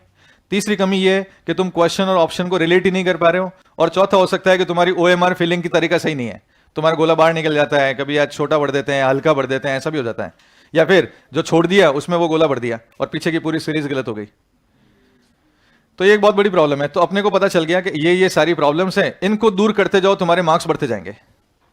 इनको दूर करते जाओ और मार्क्स बढ़ते जाएंगे। एक सिस्टमैटिक वे की जो तरीका होता है ना पढ़ने का, वो ये होता है, आप अपना मिस्टेक रजिस्टर बनाओ टेस्ट 1 से। जो तुम्हारा पहला टेस्ट होगा उसमें एक रजिस्टर बनाओ, मिस्टेक रजिस्टर, है ना। आदमी कभी भी अपनी कमी को नहीं बताता है, आदमी हमेशा अपनी अच्छाई बताने की कोशिश करता है। जैसे मैं बताता हूँ ना कि मैं अच्छा पढ़ाता हूँ, तो वो मैं हमेशा ऐसी बात बोलूंगा, मैं ये नहीं बोलूंगा कि मैं ऐसा करता हूँ या वैसा करता हूँ, या मैं ऐसे, कोई भी बात है। हर एक आदमी की एक टेंडेंसी होती है कि वो अपनी अच्छाइयों को तो उजागर करता है और कमियों को दूर करता है, दबा के रखता है। तुम्हें क्या करना है, तुम्हारी कमी तुम्हारे सामने आनी चाहिए। तो तुम्हें एक मिस्टेक रजिस्टर बनाना है। मिस्टेक रजिस्टर में ये बनाना है कि मेरे इस पेपर में नंबर कम क्यों आए, क्या रीजन है। तो पहला रीजन ये था, दूसरा रीजन ये था, तीसरा रीजन ये था, या मेरे ये क्वेश्चन गलत हुए तो क्यों गलत हुए। फिजिक्स में मैंने ये कैलकुलेशन की, मेरे ये रिजल्ट आया जबकि आंसर कुछ और था, तो उसमें क्या गलती रही, क्या गलती रही, क्या गलती रही, क्या गलती रही। तो सारे तुम बनाओगे ना, तो एक टेस्ट पेपर में तुम्हारी सारी कमियां पता चल जाएगी, अगले टेस्ट में भी सारी कमियां पता चल जाएगी, और उसको सुधार के लिखना है कि एक गलती थी, ये उसका सही करेक्शन है, ये फॉर्मूला मैंने लगाया जबकि ये फॉर्मूला आना चाहिए था। केमिस्ट्री में मैंने ये सोचा, ये रिएक्शन मैंने ये सोची, इसका प्रोडक्ट मेरे हिसाब से ये आया, आना ये चाहिए था। बायो में मैंने ये सोचा कि क्रोमोसोम की स्प्लिटिंग जो है वो मेटाफेज में जाती है, होनी चाहिए थी कहाँ, एनाफेज में। मतलब इस तरह से। तो क्या होगा, एट लास्ट जब तुम्हारे 10-15 पेपर निकल जाएंगे ना, तो जो चैप्टर हो गए हैं, जिनके चैप्टर के टेस्ट हो गए हैं, उनमें जो तुम्हारी कमियां हैं वो सारी की सारी एक रजिस्टर में लिखी हुई होगी। और जब यूनिट टेस्ट स्टार्ट होंगे ना, तो तुम्हारी वो कमियां दूर हो चुकी होगी, और वो जो टेस्ट वापस रिपीट होंगे, वो चैप्टर तुम्हारे इतने स्ट्रांग हो रखे होंगे, वैसी गलतियां तुम वापस करोगे नहीं, तुम्हारे मार्क्स ग्रेजुअली बढ़ते रहेंगे। देखो, मैं SOP बता सकता हूं, मैं तरीका बता सकता हूं कि सिलेक्शन कैसे होता है, फॉलो करना नहीं करना तुमको लगता है। और जिन बच्चों को मेहनत करने में या थोड़ी सी कहते हैं ना लेबोरियस होने में थोड़ी दिक्कत है, उनको ये बातें बहुत अजीब लगेगी, क्योंकि मेहनत करने वाली बात है, इसमें मेहनत करना पड़ता है, इसमें पढ़ाई के साथ में पढ़ाई को टाइम देना पड़ता है, स्टडी को टाइम देना पड़ता है। तो टाइम देने वाली बात जो है वो तुम्हें मुश्किल लगेगी। हमेशा ध्यान रखना, किसी भी सिलेक्शन का कोई शॉर्टकट नहीं है। मेडिकल कॉलेज में जाने का, नीट में सिलेक्शन का कोई भी शॉर्टकट नहीं है, वो फुल रास्ते से जाना पड़ेगा। तुम्हें वो पूरा तरीका फॉलो करना पड़ेगा जैसे सिलेक्शन होता है, और ये तरीका यही है। तुम ये सोचो कि शॉर्टकट में मेरे को मेडिकल कॉलेज मिल जाएगा, या कोई भी ऐसा भी होता है। कई बच्चे ये सोचते हैं कि मेरी कैटेगरी तो ऐसी है और मेरे को कम नंबर लाने हैं। अरे भाई साहब, वो नंबर भी तो लाने हैं, 550, 720, 730, 740, वो नंबर भी, वो 500 अब बढ़ गए, 540, 550 नंबर भी तो लाने हैं, तो वो नंबर भी तो लाने पड़ेंगे ना। तो ऐसा तो है नहीं कि बिना नंबर के सिलेक्शन हो रहा है, मार्क्स तो लाने ही लाने हैं। बड़ा मुश्किल लगता है ना, मेरी बातें बहुत यूं चुभती होगी नहीं? हाँ, मुश्किल बातें खराब लगती है कि सर ये क्या है। लेकिन एक बात है, जो बात है वो सिलेक्शन के लिए है, तुम्हारे बुराई के लिए, तुम्हारे भले के लिए। जो मैं बात बोल रहा हूं ना, तुम्हारे बुराई के लिए, तुम्हारे भले के लिए। तुम इन बातों को फॉलो करोगे, रियल में कह रहा हूं, तुम्हारा सिलेक्शन हो जाएगा। जिसके 200 नंबर है तो भी हो जाएगा, 400 है तो भी हो जाएगा, 500। और अगर वो इस बात को फॉलो नहीं करता है, जिसके 500 नंबर भी आए ना, वो भी अटक सकता है। अपनी कमियों को जो है नीचे मत रखो, अपनी कमियों को बाहर लेके। अगर तुम्हें तुम्हारी कमियां पता नहीं चलती, मेरे पास आओ, पेपर लेके आओ। जब भी टेस्ट होगा तुम्हारा, उसमें नंबर कम आते हैं, मेरे पास लेके आना। मैं तुम्हें तुम्हारी कमियां बताऊंगा कि तुम्हारे पेपर में ये कमी रही, ये कमी रही, ये कमी रही, ये कमी रही। और मैं क्वेश्चन, जैसे मान लो कि तुमने गलत कर दिया कोई क्वेश्चन, मैं वो ये पूछूंगा तुमने गलत क्यों किया, क्या सोच के किया। तुम्हें ये नहीं सोचना है, ऐसा सोचना है। तुम्हें ये नहीं सोचना है, ऐसा सोचना है। तो तुम्हारी कमियां दूर होने लगेगी और तुम्हें खुद पता लगने लगेगा कि अब हम सही ट्रैक पे पहुंच गए। तो मैं सपोर्ट करूंगा, तुम्हारी हेल्प करूंगा। क्यों चिंता करते हो? अकेले थोड़ी हो। अरे तुम लोग अकेले नहीं हो, मैं हूं यहाँ पे, ठीक है? तो अपन वाइवा भी रखेंगे, अपन सब कुछ करेंगे। मैं ये सोच रहा हूँ कि एक टेस्ट हो जाए, उसके बाद में वाइवा शुरू करेंगे, क्लास में कर देंगे। तुम लोग सब रेडी हो तो मैं क्लास में वाइवा लेने के लिए रेडी हूँ, मेरे को कोई दिक्कत नहीं है। वाइवा लूंगा प्योर एनसीईआरटी, वाइवा लेता हूँ मैं प्योर एनसीईआरटी। एनसीईआरटी की लाइंस पूछता हूँ, एनसीईआरटी के मतलब पूछता हूँ, उस लाइन का क्या मतलब है, वहाँ पे क्या फिल इन द ब्लैंक है, तो अपन सब करेंगे। तो उसके लिए मैं रेडी हूँ, मेरे को कोई तकलीफ नहीं है। बट तुम लोगों को मेंटली प्रिपेयर होना पड़ेगा कि मेहनत करनी पड़ेगी, ये सोचना है। और खाली बायो में नहीं, सब में करनी पड़ेगी, खाली एक सब्जेक्ट से सिलेक्शन नहीं होता। चलिए अब बात करते हैं एनाफेस की, ठीक है? तो डरने की जरूरत नहीं है, कुछ करने की जरूरत नहीं है, सब मिलके करेंगे अपन, अच्छा करेंगे तो सिलेक्शन तक पहुंचाएंगे। लेकिन मेहनत करने वाला पॉइंट, मैं बार बार एक ही पॉइंट पर रहा हूं, मेंटली ये क्लियर कर लो कि मैं टाइम दूंगा पढ़ाई को, 8 घंटे 9 घंटे मेरे को डेली पढ़ाई को टाइम देना है और मेरा सिलेक्शन हो जाएगा, ठीक है? ये 8 घंटे देना पड़ेगा, उसके अलावा तुम्हारे पास कोई रास्ता नहीं। तुम्हें क्या लगता है तुम 2 घंटे में फिजिक्स के 50 क्वेश्चन कर लोगे? नहीं करो पाओगे, क्योंकि तुम अब सीख रहे हो, तुमको फॉर्मूला लगाना है, कैलकुलेशन की प्रैक्टिस करनी है। बायो के स्टूडेंट को तो कभी कभी मेरे को ऐसा फील होता है कि मल्टीप्लाई भी नहीं आता है कभी कभी मेरे को ऐसा फील होता है कि मल्टीप्लाई और डिवाइड करना भी नहीं आता है ना? तो वो प्रॉपर्ली वो भी नहीं, अपन रूट नहीं निकाल सकते कि इसका रूट क्या होता है कई बार ऐसा होता है। और वो उसके चक्कर में फॉर्मूला आने के बावजूद भी आंसर गलत आ जाता है कि फॉर्मूला मैंने सही लगाया सर, कैलकुलेशन मिस्टेक हो गई। फिर मैं कहता हूँ हाँ बेटा, तू बायो का स्टूडेंट है, तो मेरा सच्चा विद्यार्थी है तो बायो वाला कभी भी मैथ्स पे, क्योंकि मेरे को मैथ्स से बहुत डर था, मैंने मैथ्स इसीलिए छोड़ी क्योंकि मेरे को कैलकुलेशन में प्रॉब्लम थी। तो मेरे को सारे तुम लोग मेरे जैसे लगते हो, फिजिक्स आते हैं कि मल्टीप्लाई डिवाइड करना अपने को नहीं आएगा, लेकिन तुम लोगों को थोड़ा बहुत तो सीखना ही पड़ेगा। इतना कैलकुलेशन तो करनी आनी चाहिए कि आंसर अपना निकल पाए। चलिए अब एनाफेज पे आते हैं। तो डिवीजन ऑफ क्रोमोसोम, यहां पर क्या होगा? पहले हमने बोला मेटाफेज में क्या था? मेटाफेज में क्रोमोसोम सारे के सारे कहां आ गए? सेंटर पे आ गए, इक्वेटर पे आ गए। अब इन स्पिंडल फाइबर के साथ में क्या लग रहा है? मोटर प्रोटीन हमने कहा था, याद करो, मोटर प्रोटीन, एक सर्कुलर प्रोटीन यहां पे लग रहा है, ये मोटर प्रोटीन यहां लग रहा है। और ये मोटर प्रोटीन क्या कर रहा है? अपने एक्सिस पे रोटेट हो रहा है। जब ये एक्सिस पे रोटेट हो रहा है तो ये स्पिंडल फाइबर को खींच रहा है, इसको कहते हैं पुलिंग फोर्स। वो पुल कर रहा है, पुल करेगा तो बीचों बीच में क्या था? सेंट्रोमियर, वो सेंट्रोमियर टूटेगा और क्रोमोसोम क्या होंगे? अब पोल्स की तरफ जाना स्टार्ट कर देंगे। यही एनाफेज है। सेम यहां दिख रहा होगा तुम्हें कि सेंट्रोमियर तो स्प्लिट मार गया, अब क्रोमोसोम किधर जा रहे हैं? पोल्स पे। तो पहले मैंने इस क्रोमोसोम को क्या कहा था बच्चों? तुम्हें याद होगा, मैंने इस क्रोमोसोम के लिए कहा था कि एक क्रोमोसोम में 2 सिस्टर क्रोमैटिड होते हैं, एक क्रोमोसोम में 2 सिस्टर क्रोमैटिड होते हैं। अब मैंने कहा वो टूट गया, तो एक सिस्टर क्रोमैटिड इधर जा रहा है, एक सिस्टर क्रोमैटिड इधर जा रहा है, यानी सिस्टर क्रोमैटिड एक दूसरे से सेपरेट हो गए। अब वो इंडिविजुअल क्या है? क्रोमोसोम। जब दोनों साथ थे तो वो सिस्टर थे, अब दोनों अलग हो गए तो वो इंडिविजुअल क्रोमोसोम है। इसलिए एनसीईआरटी ने भी लिखा है सिस्टर क्रोमैटिड स्प्लिट कर गए, now they are called single chromosome. अब उनको आप सिंगल क्रोमोसोम कह रहे हो। तो पहले मान लो कितने थे? ये तीनों मिलके कितने थे? इधर देखो, पहले तीनों मिलके कितने थे? 3। ये सब एक साथ थे तो 3 थे, अब कितने दिख रहे हैं? 1 2 3 4 5 6। अब तो ये 6 है, तो पहले 46 थे तो अब 92 है।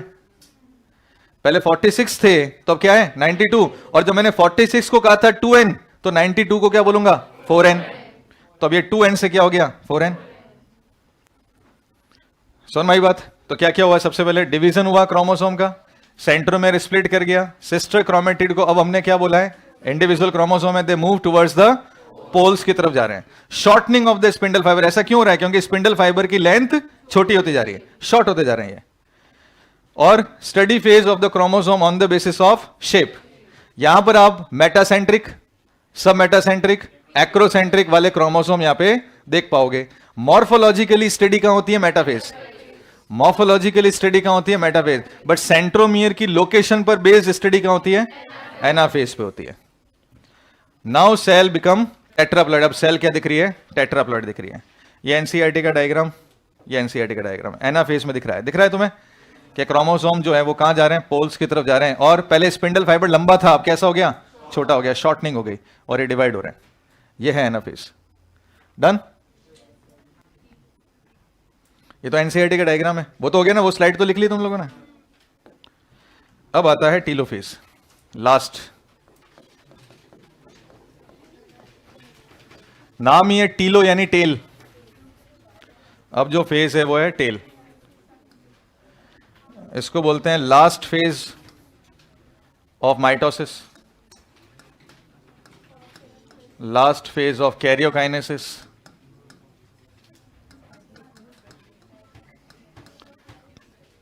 इसमें क्या होगा?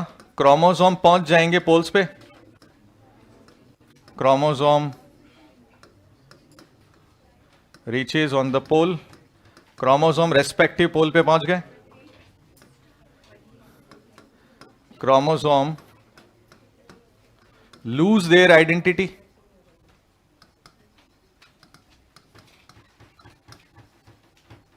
क्रोमोसोम ने अपनी आइडेंटिटी को लूज कर दिया, वो इंडिविजुअल अब क्रोमोसोम नजर नहीं आ रहा। इसको कहते हैं डीकंडेंसेशन प्रोसेस। डीकंडेंसेशन प्रोसेस कहते हैं। Nuclear envelope,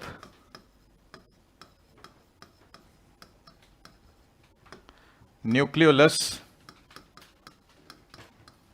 ER and GB reappears।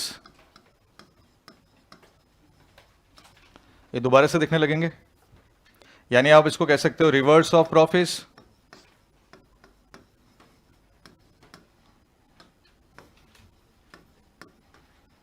ये प्रोफेज का बिल्कुल रिवर्स फेज है। एट लास्ट साइटोकाइनेसिस बिगिंस, और लास्ट में साइटोकाइनेसिस शुरू हो जाएगा। इसका मतलब अब एक सेल में आपको 2 न्यूक्लियस नजर आएंगे, दोनों न्यूक्लियस में आपको अब क्रोमेटिन बिखरा हुआ नजर आएगा, क्योंकि क्रोमोसोम ने अपनी आइडेंटिटी खत्म कर ली एज ए इंडिविजुअल क्रोमोसोम। और अब शुरू हो जाएगा क्या? साइटोकाइनेसिस। ये टीलोफेज की सेल ऐसे दिखेगी। फिर से मैंने कहा कि कैरियोकाइनेसिस की ये लास्ट फेज है, लास्ट फेज है, अब न्यूक्लियर डिवीजन की लास्ट फेज है। तो स्पिंडल फाइबर क्रोमोसोम को खींच रहे थे पोल की तरफ, और धीरे धीरे वो पोल्स पर पहुंच गए। पोल्स पे पहुंच गए तो हमने कहा वही chromosome reaches on the pole, chromosome पर वो पोल पे पहुंच गए। पोल पे पहुंचने के बाद में क्रोमोसोम ने अपनी जो आइडेंटिटी थी, क्या थी आइडेंटिटी?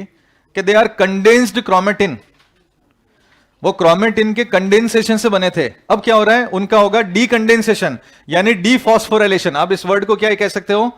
डीफॉस्फोराइलेशन। यानी पहले क्या था? फॉस्फोराइलेशन। अब क्या हो रहा है? डीफॉस्फोराइलेशन, यानी क्रोमोसोम वापस क्या बन रहे हैं? क्रोमेटिन बन रहे हैं। तो क्रोमोसोम अपनी आइडेंटिटी खत्म कर रहे हैं, धीरे धीरे वापस क्या बन रहे हैं? क्रोमेटिन बन रहे हैं। और क्रोमेटिन बनते ही वापस क्या आ जाएगा? Nuclear envelope, nucleolus, ER, GB, ये सब आ जाएंगे। इसलिए इसको हमने क्या बोल दिया? The reverse phase of the prophase. जो प्रोफेज में हुआ था बिल्कुल उल्टा यहां पर हो गया। और फिर एक सेल में आपको क्यों 2 न्यूक्लियस नजर आएंगे, और अब से क्या शुरू हो गया? साइटोकाइनेसिस। तो क्वेश्चन अगर आता है साइटोकाइनेसिस बिगन्स इन, आंसर आएगा टीलोफेज। साइटोकाइनेसिस टीलोफेज में स्टार्ट हो जाएगा। हाँ,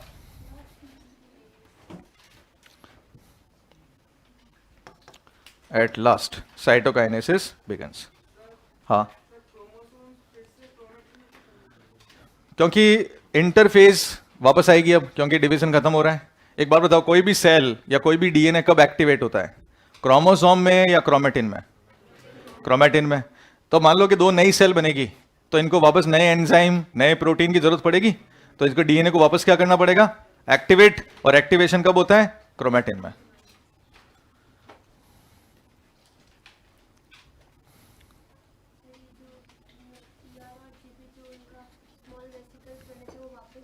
वापस फ्यूज होके पूरा ईआर बना देंगे। वेरी गुड, याद है तुम्हें, अच्छी बात है। बिल्कुल सेम, जो ईआर छोटे छोटे वेसिकल्स में टूट गए थे, वापस फ्यूज होके क्या बना देगा? ईआर। यानी सारा अब डीफॉस्फोराइलेशन हो रहा है। पहले फॉस्फोराइलेशन हुआ था, अभी डीफॉस्फोराइलेशन हो रहा है।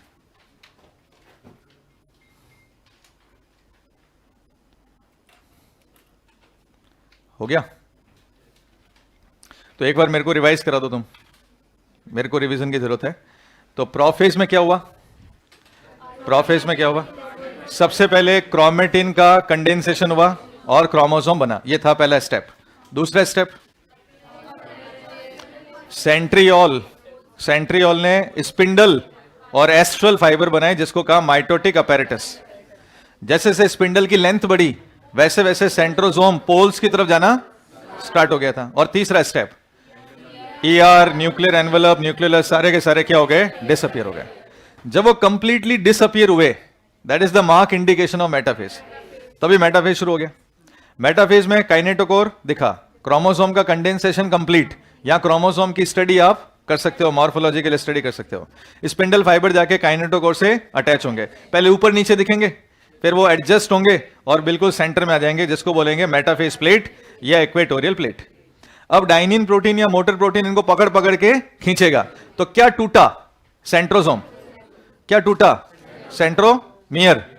सेंट्रोसोम ने, सेंट्रोमियर तोड़ा किसने? सेंट्रोसोम ने। तो सेंट्रोमियर टूटा, तो सेंट्रोमियर टूटा तो क्या हो गया? दो सिस्टर क्रोमेटिड एक दूसरे से अलग हो गए, और जो अलग हो गए वो अब क्या है? इंडिविजुअल क्रोमोसोम है। तो पहले 46 थे, तो अब 92 दिख रहे हैं, यानी 2n की 4n सेल यहां पे नजर आ रही है। टीलोफेज में धीरे धीरे पोल पर पहुंच गए। पहुंचने के बाद में इनकी आइडेंटिटी खत्म, वापस क्या हो गया? क्रोमेटिन। वापस आ गया न्यूक्लियर एनवेलप, ईआर, जीबी सब आ गए। अब एक सेल में आपको क्या नजर आ रहे हैं? दो न्यूक्लियस नजर आ रहे हैं। अब क्या शुरू होगा? साइटोकाइनेसिस। अब साइटोप्लाज्म का डिवीजन, न्यूक्लियर डिवीजन खत्म। इजी? ये हटा दूं?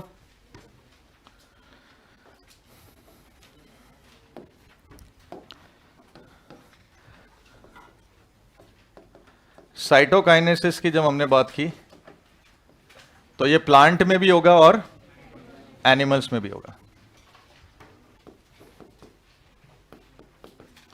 इन प्लांट्स, इन एनिमल्स, दोनों में हो रहा है।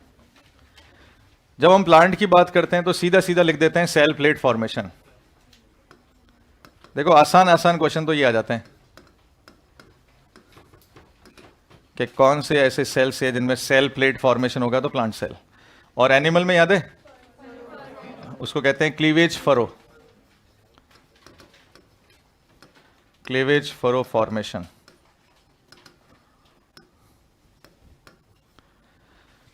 प्लांट में जब सेल प्लेट बनेगी तो कैसे बनेगी सेल प्लेट? ये दो न्यूक्लियस हैं, ये जो माइक्रोट्यूब्यूल्स होते हैं ना, ये छोटे छोटे वेसिकल्स, याद है? वेसिकल्स, मैंने कहा था इंटरसेल्युलर ट्रांसपोर्टेशन, छोटे छोटे वेसिकल। तो जीबी यानी डिक्टियोसोम तो बनाएगा वेसिकल, माइक्रोट्यूब्यूल उसको पकड़ पकड़ के सेल के सेंटर में लेके आएगा। माइक्रोट्यूब्यूल पकड़ पकड़ के इन छोटे छोटे वेसिकल को सेल के सेंटर में लेके आएगा। फिर यहां पे बिल्कुल सेंटर में कैल्शियम पैक्टेट और मैग्नीशियम पैक्टेट डिपॉजिट होना स्टार्ट हो जाएगा। कैल्शियम पैक्टेट, और ये कहां से शुरू हो रहा है? सेंटर से। और किधर जा रहा है? पेरीफेरी। तो क्या बोलेंगे? सेंट्रीफ्यूगल। सेंट्रीफ्यूगल इन डायरेक्शन। और सेंट्रीफ्यूगल डायरेक्शन का मतलब है सेंटर से लेके पेरीफेरी, सेंटर टू पेरीफेरी। तो इसको बनाने में क्या क्या इन्वॉल्व हो गए, ठीक है, कौन कौन हो गया? एक तो जीबी जिसको हमने डिक्टियोसोम कहा, और साथ में micro tubules and small vesicles. तो कौन कौन मिलके ये सेल प्लेट बना रहे हैं? GB, microtubule and small vesicle बना रहे हैं। कहां से शुरू किया? सेंटर से, और किधर जा रहा है? पेरिफेरल। तो इसलिए डायरेक्शन बोल दिया सेंट्रीफ्यूगल। जब हम एनिमल में आए तो एनिमल्स की सेल में देखा कि पहले 2 न्यूक्लियस थे, फिर माइक्रोफिलामेंट ने फरो बना दिया, और फिर वो धीरे धीरे क्लीव कर गया सेल पूरी पूरी। तो ये जो फरो बना है ये कौन सी डायरेक्शन में अंदर जा रहा है ये फरो? तो क्या बोलेंगे? सेंट्रीपिटल। सेंट्रीपिटल इन डायरेक्शन, यानी पेरिफेरल से सेंटर की तरफ क्या बन रहा है? फरो बन रहा है। यहां से शुरू हुआ, धीरे धीरे धीरे धीरे अंदर जाएगा। तो पेरीफेरी टू सेंटर, और यहां पे प्लेट सेंटर से बननी स्टार्ट हुई और पेरिफेरल जाएगी।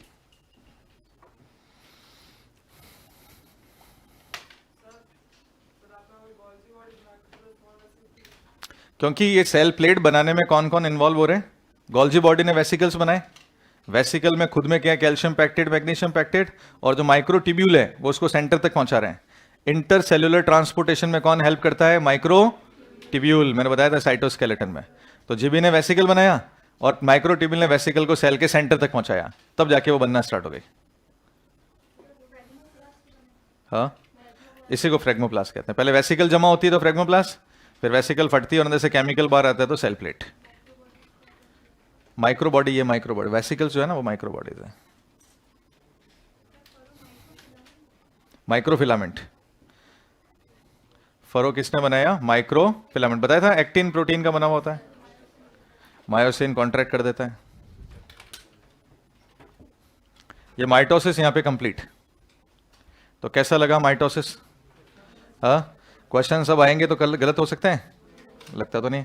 अब कुछ एक्स्ट्रा, अगर पेपर का लेवल। अच्छा, एक बात और, एक बात तुम लोगों को पता होनी चाहिए, वो बात भी मैं बता देता हूँ, जो तुम लोगों को पता होनी बहुत जरूरी है। अभी तक 2 शेल हैं जो मेडिकल से रिलेटेड हैं। एक का नाम है एनटीए, एक का नाम है MCI. NTA national testing agency, MCI medical council of India.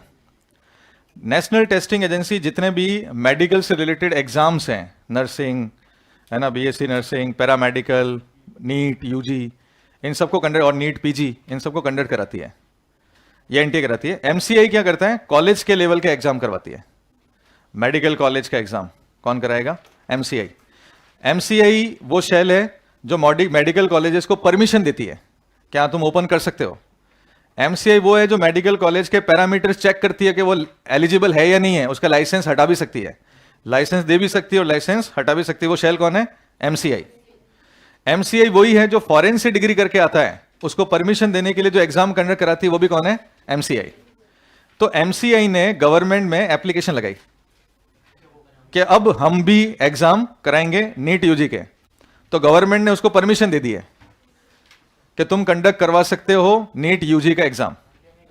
लेकिन अब एनटीए क्या करेगा? अब होता क्या है, जब 2 शेल को परमिशन मिल जाती है तो एक को विड्रॉ करना पड़ता है, दोनों में से एक को विड्रॉ। एनटीए ने भी परमिशन ले रखी है, एमसीआई को भी परमिशन मिल गई। अब एनटीए अगर विड्रॉ कर लेती है कि ठीक है मैं नहीं कराऊंगा अब तुम कराओ, तो एमसीआई का पेपर आएगा, और एमसीआई का पेपर लेवल का आएगा। सिलेबस यही रहेगा, सिलेबस चेंज नहीं होगा, पैटर्न भी चेंज नहीं होगा, लेकिन क्वेश्चन का स्टैंडर्ड बढ़ जाएगा।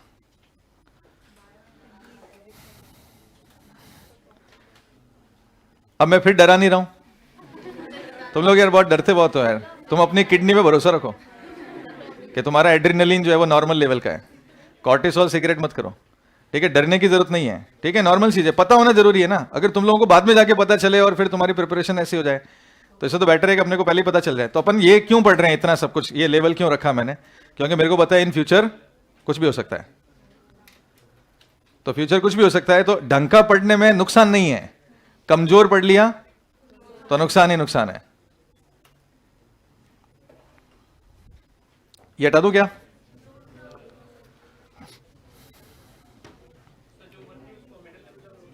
उसको फिर मिडिल लेवल कहेंगे। सेल प्लेट बाद में जाके मिडिल लेवल, अभी तो बोल देंगे प्लेट, बाद में यही मिल जाएगी मिडिल लेवल। फिर इसके ऊपर दोनों तरफ से सेल वॉल आ जाएगी, इधर से भी आ जाएगी, इधर से भी आ जाएगी, फिर अपनी अपनी सेल वॉल बना लेंगे।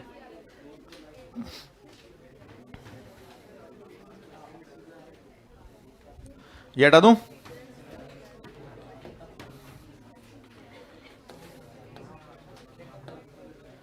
तो ये डायग्राम देख लिया तुम लोगों ने, एनाफेज वाला क्लियर है, क्योंकि क्रोमेटिड टूट टूट के जा रहे हैं। टीलोफेज, टीलोफेज में देखो अब तुम्हें न्यूक्लियर एनवेलप नजर आ रहा है, एकदम रैंडमली बना हुआ नजर आ रहा है। कहीं क्रोमोसोम नजर आ रहे हैं क्या? नहीं आ रहे हैं। इसका मतलब क्रोमोसोम की आइडेंटिटी खत्म हो चुकी है और वो क्रोमेटिन जैसा दिख रहा है। और फिर वापस अब क्या आ जाएगी? इंटरफेज। उससे पहले क्या हो रहा है? साइटोकाइन। तुम देख रहे हो टीलोफेज में साइटोकाइनेसिस शुरू हुआ है। ये तुम्हें ये बना हुआ दिख रहा है क्या? फरो, ये कौन सी फेज है? टीलोफेज। ये क्या लाइन नजर आ रही है? फरो। क्या तुम लोगों से क्वेश्चन नहीं पूछा जा सकता या स्टेटमेंट नहीं दे सकते कि साइटोकाइनेसिस बिगिंस आफ्टर टीलोफेज? अब बताओ ट्रू है या फॉल्स है? ये फॉल्स है। साइटोकाइनेसिस बिगिंस विद, सामने डायग्राम है, लिखी हुई लाइन नहीं है, डायग्राम की लाइन है। आई बात समझ में? Cytokinesis begins after telophase, the statement is false. Cytokinesis begins with, किसमें दिया हुआ है? डायग्राम में, हमने लिख दिया इसको। माइटोटिक में स्पिंडल विद एस्ट्रल, ये क्या लिखा हुआ है? एट लास्ट साइटोकाइनेसिस कौन सी फेज है? टीलोफेज है। एस्ट्रल छोटे छोटे फाइबर कितने, मतलब काउंट, उसे काउंट से क्या करना? स्टार जैसा दिखता है वो। चलो अगर वो देखेंगे तो दो माइटोटिक apparatus के हैं, दो एस्ट्रल, टू एस्ट्रल। ये नहीं है एक बहुत सारे फाइबर को एक तारा बोला है, एक बहुत सारे फाइबर को दूसरा तारा बोला है। तो एस्टर मतलब तारा, तो दो तारे दिख रहे हैं, एक ऊपर और एक नीचे।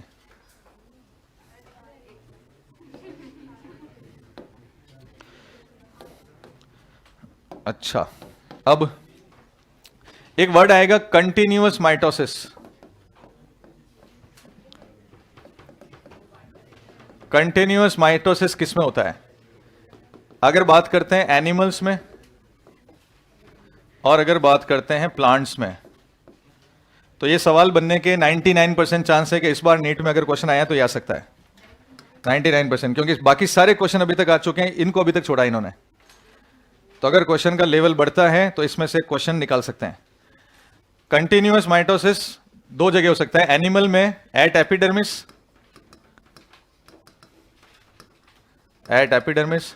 दूसरा रिप्लेसमेंट ऑफ गट, और तीसरा ब्लड सेल्स। ये आपको ध्यान रखना है। और प्लांट्स में at meristematic tissue, meristematic tissue, and at cambium dicot plants.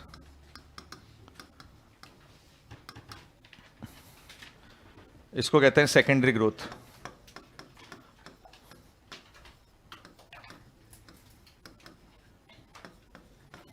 और ये है primary growth.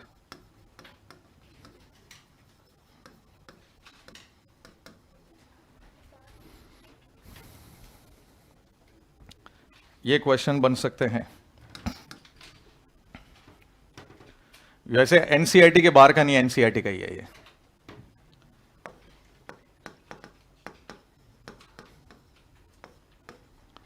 माइटोजेंस, chemicals induces mitosis, auxin, gibberellins,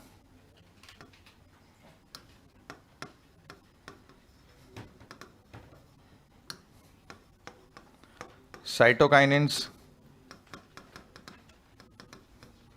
and animal में इंसुलिन, ग्रोथ हार्मोन।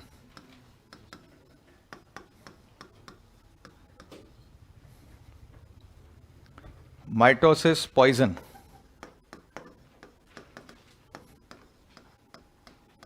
माइटोसिस के पॉइजन कौन कौन हो सकते हैं? सबसे पहला जो पॉइजन है उसका नाम है कॉल्चिसिन। उसके अलावा जो पॉइजन हो सकते हैं वो है एजाइड्स, साइनाइड्स,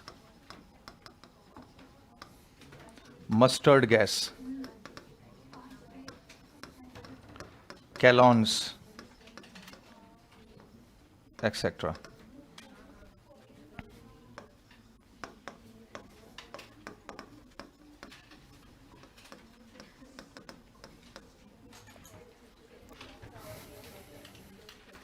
अब माइटोसिस कंप्लीट, इनसे बाहर क्वेश्चन अब नहीं जाएगा।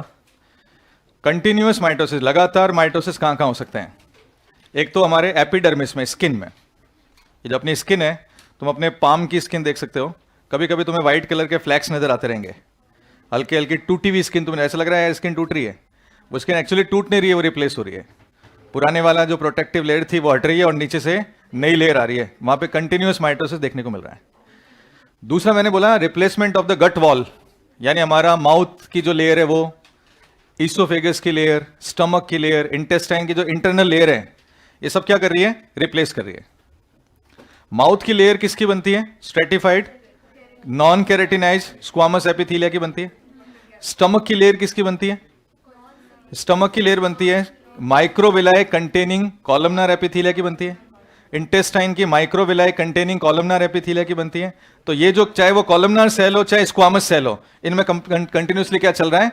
रिप्लेसमेंट चल रहा है। तो मैंने दो चैप्टर को मर्ज करके क्वेश्चन बना दिया, दो क्वेश्चन को मर्ज कर दिया, दो चैप्टर को मर्ज कर दिया, एक सेल डिवीजन और एक एनिमल टिश्यू। अगर मैं बोलता हूं the microvilli containing columnar epithelia shows continuous replacement, तो तुम आइडिया लगा नहीं सकते। तुमको लगेगा कि एनसीईआरटी के बाहर का है। तुमको क्या लगेगा? ये तो एनसीईआरटी के बाहर का है, क्योंकि मैंने एनिमल टिश्यू की line they the. The microvilli containing columnar epithelia shows continuous replacement. अब तुम सोच में पड़ गए, अरे यार वहां तो कुछ लिखा हुआ ही नहीं है, जबकि ये क्या लिखा हुआ है? Replacement of the gut wall. ये कहां लिखा हुआ है? सेल साइकिल में। और उसका टिश्यू कौन सा है, वो कहां लिखा हुआ है? एनिमल टिश्यू में। दोनों को मर्ज करके क्वेश्चन बना दिया। ये और सोचना है तुम्हें कि इस टाइप के क्वेश्चंस भी तुम्हें देखने को मिलेंगे। समझ आ रही है बातें? यानी एपिडर्मिस को रिप्लेस कर रहा है, गट वॉल को रिप्लेस कर रहा है, और हमारी आरबीसी डब्ल्यूबीसी जो प्लेटलेट्स है उनको भी कंटिन्यूसली रिप्लेस कर रहा है। प्लांट में एक होता है मेरिस्टेमेटिक टिश्यू, बच्चों समझते हो मेरिस्टेम? एपिकल मेरिस्टेम जो प्लांट के टॉप पे लगा हुआ है, यह प्राइमरी ग्रोथ के लिए होता है। और एक होता है कैम्बियम जो डाइकॉट प्लांट में होता है और प्लांट की विड्थ बढ़ाने के लिए होता है। एक हाइट बढ़ाएगा, एक विड्थ बढ़ाएगा। हाइट बढ़ाने वाला मेरिस्टेम है एपिकल और इंटरकैलरी, और विड्थ बढ़ाने वाला कौन होता है? कैम्बियम। तो इन दोनों में कंटिन्यूसली डिवीजन चलता है, ये कंटिन्यूस ग्रोथ है। और वो कौन करा रहा है? माइटोसिस। इधर बारी आती है माइटोजेंस की। वो केमिकल जो माइटोसिस को इंड्यूस करेंगे। तुम्हारी बॉडी में माइटोसिस होगा तो कोई ना कोई तो केमिकल उसको इंड्यूस करेगा। तो कोई कौन करेगा? जैसे प्लांट में, तो प्लांट में माइटोसिस इंड्यूस करता है ऑक्सीन। और कौन कर सकता है? जिब्रेलिन्स, गिब्रेलिक एसिड बोलते हैं, जीए। और कौन कर सकता है? साइटोकाइंस। ये तीनों ऐसे हार्मोन है जो माइटोसिस को इंड्यूस करते हैं। ये तीनों ऐसे हार्मोन है जो प्लांट में माइटोसिस को इंड्यूस करते हैं। एनिमल्स में, हमारी बॉडी में कौन करता है? इंसुलिन। और दूसरा कौन करता है? Growth hormone. इसलिए बायोटेक्नोलॉजी में एक लाइन लिखी हुई है, बायोटेक्नोलॉजी में एक लाइन ये लिखी हुई है कि हमने एक ट्रांसजेनिक एनिमल बनाया है, ट्रांसजेनिक माइस बनाया है, जिसमें ह्यूमन ग्रोथ फैक्टर इंसुलिन की एक्टिविटी को चेक किया है। तो वहां लिखा हुआ है कि ह्यूमन लाइक ग्रोथ फैक्टर, या ह्यूमन का ग्रोथ फैक्टर कौन है? इंसुलिन, जो क्या करवाता है? Cell division. और क्या बनाया? Super mouse. एक चूहा कितने वेट का हो सकता है? कितने वेट का हो सकता है? 50 ग्राम, 100 ग्राम, 150 ग्राम, 200 ग्राम, यहां से शुरू होता है छोटा सा चूहा। लेकिन एक चूहा इन्होंने बनाया सुपर माउस 4 किलो का। तो कौन सा जीन उसमें डाला? कौन सा जीन डाला उसमें? Human insulin like growth factor. ये बायोटेक्नोलॉजी में लिखा हुआ है। तो कहने का मतलब है ये वो हार्मोन है जो ह्यूमंस में, एनिमल्स में क्या करवाता है? सेल डिवीजन करवाता है, सेल डिवीजन को प्रमोट कराता है। यानी कंटिन्यूसली माइटोसिस जिसके अंडर में हो सकता है वो कौन है? इंसुलिन। और माइटोसिस का पॉइजन जो रोकेगा, कौन रोकेगा? कॉल्चिसिन। कहां लिखा हुआ है? कहां लिखा हुआ है? मॉर्फोलॉजी में। हाँ, कहां लिखा हुआ है? मॉर्फोलॉजी में लिखा हुआ है कॉल्चिसिन। कॉलिसिन अलग है, लिलिएसी फैमिली का मेंबर है। फैबेसी, सोलेनेसी और लिलिएसी, ये तीन अपनी फैमिली है। तीन अपनी मतलब सिलेबस के अंदर प्लांट की फैमिली है। फैबेसी सोलेनेसी और लिलिएसी। फैबेसी में भी मेडिसिनल प्लांट आते हैं, सोलेनेसी में भी आते हैं, बेलाडोना और नाम सुना होगा तुम लोगों ने, अश्वगंधा। और फिर लिलिएसी में जो प्लांट आता है उसका नाम है कॉल्चिसिन, और एक आता है एलोवेरा। तो लिलिएसी में लिखा हुआ है colchicine is a kind of medicinal plant. तो कॉल्चिसिन मेडिसिनल प्लांट है, कैसे, क्या करता है? तो उसका क्वेश्चन यह आ सकता है कि क्या करता है colchicine? Is a metaphase poison.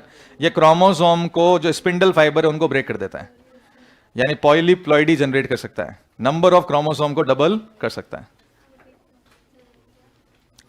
Metaphase blocker है, स्पिंडल फाइबर का पॉलीमराइजेशन रोक देता है, स्पिंडल फाइबर बनने नहीं देता, तो सारे क्रोमोसोम एक साथ रह जाते हैं, तो उसे कहते हैं polyploidy, number of chromosome double हो जाते हैं। एनिमल्स में पॉलीप्लॉइडी हार्मफुल होता है, प्लांट्स में पॉलीप्लॉइडी यूजफुल होता है। मेटाफेज में स्पिंडल फाइबर ही तोड़ दिए, तो एनाफेज में क्रोमोसोम का डिवीजन होगा क्या? तो सारे क्रोमोसोम एक साथ रह जाएंगे, तो उसको पॉलीप्लॉइडी कहेंगे, पूरा सेट डबल हो जाता है। इसका एग्जांपल है ट्रिटिकेल, वीट, 6N हेक्साप्लॉइडी होता है वो। ऐसी ऐसी बातें करते हैं सर, डरा देते हैं। इतनी सी बात बोली यार मैंने कोई बहुत जो हाई फाई बातें नहीं बोली है।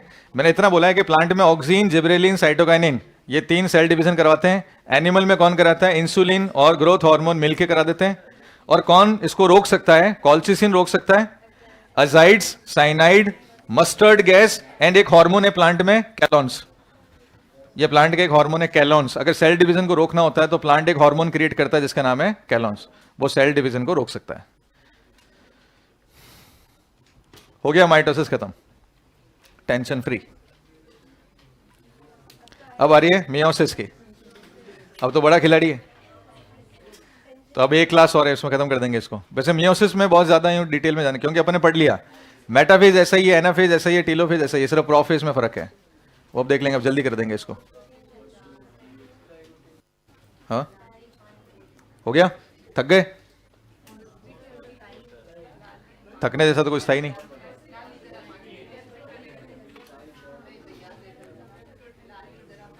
अच्छा, कितने ऐसे बच्चे हैं जिनको मेरी बातें जो अजीब सी लगी? आज मैंने जो सिलेक्शन के लिए जो भी कुछ बोला, कि ऐसी कोई बात थोड़ी होती है, सिलेक्शन तो आसान है। हाँ, हमारा तो फोकस एसी पे है। ये फिर मैंने ऐसी आवाजें आती है मेडिकल कॉलेज से। किधर गया वो? बोलिए सर।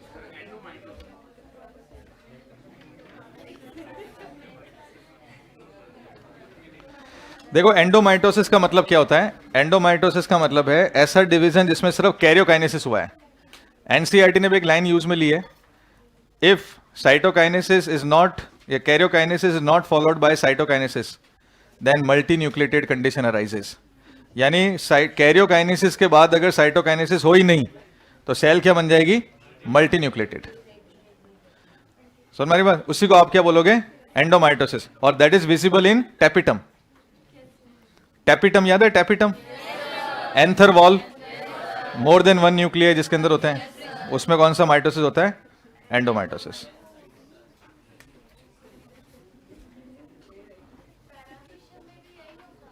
पैरामीशियम के अंदर नहीं, वो न्यूक्लियस दोनों अलग है। पैरामीशियम के दोनों न्यूक्लियस डिफरेंट है, नॉट वर्किंग प्रॉपरली।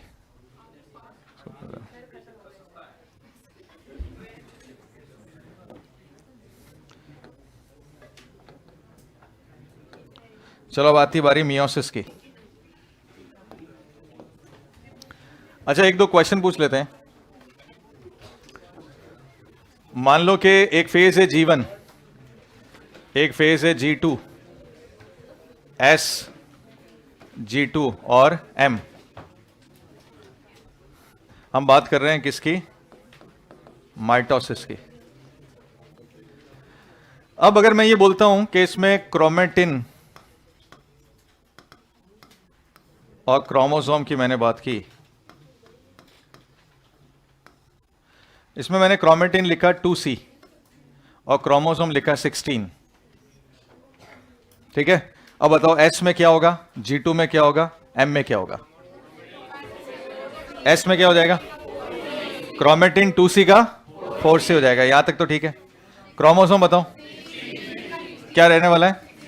16। G2 में सेम रहने वाला है क्योंकि इसमें तो कोई चेंज ही नहीं आएगा, 4C। और ये भी क्या रहेगा? M में क्या होने वाला है? 2C। और फिर 16 का क्या होगा? बस यही होना था, मेरे को पता था सेम रहेगा 16, क्योंकि हम सब की क्या बात कर रहे हैं? एंड की बात कर रहे हैं। हम हर फेज के एंड की बात करते हैं, हम फेज के इंटरमीडिएट की बात नहीं करते हैं। कोई भी आता है ना, जब भी नीट में कोई क्वेश्चन आए, तुमको प्रोफेज दे, मेटाफेज दे, एनाफेज दे, टीलोफेज दे, एम दे, कुछ भी दे, हम हमेशा किसकी बात करेंगे? At last. एम के लास्ट में क्या था? टीलोफेज। और टीलोफेज के साथ ही क्या था? साइटोकाइनेसिस। दोनों न्यूक्लियस अलग, तो कितने रह गए? 2C और 16 क्रोमोसोम। अगर ये पर्टिकुलर एनाफेज पूछता, इसमें एनाफेज में क्या रहता, तो हम बोलते कितने हो जाते हैं? 32। लेकिन एनाफेज के बाद में टीलोफेज भी तो आती है, और टीलोफेज के लास्ट में साइटोकाइनेसिस भी आता है, तो वापस क्या हो जाएगा? 16। अरे बढ़िया क्वेश्चन है, आ सकता है।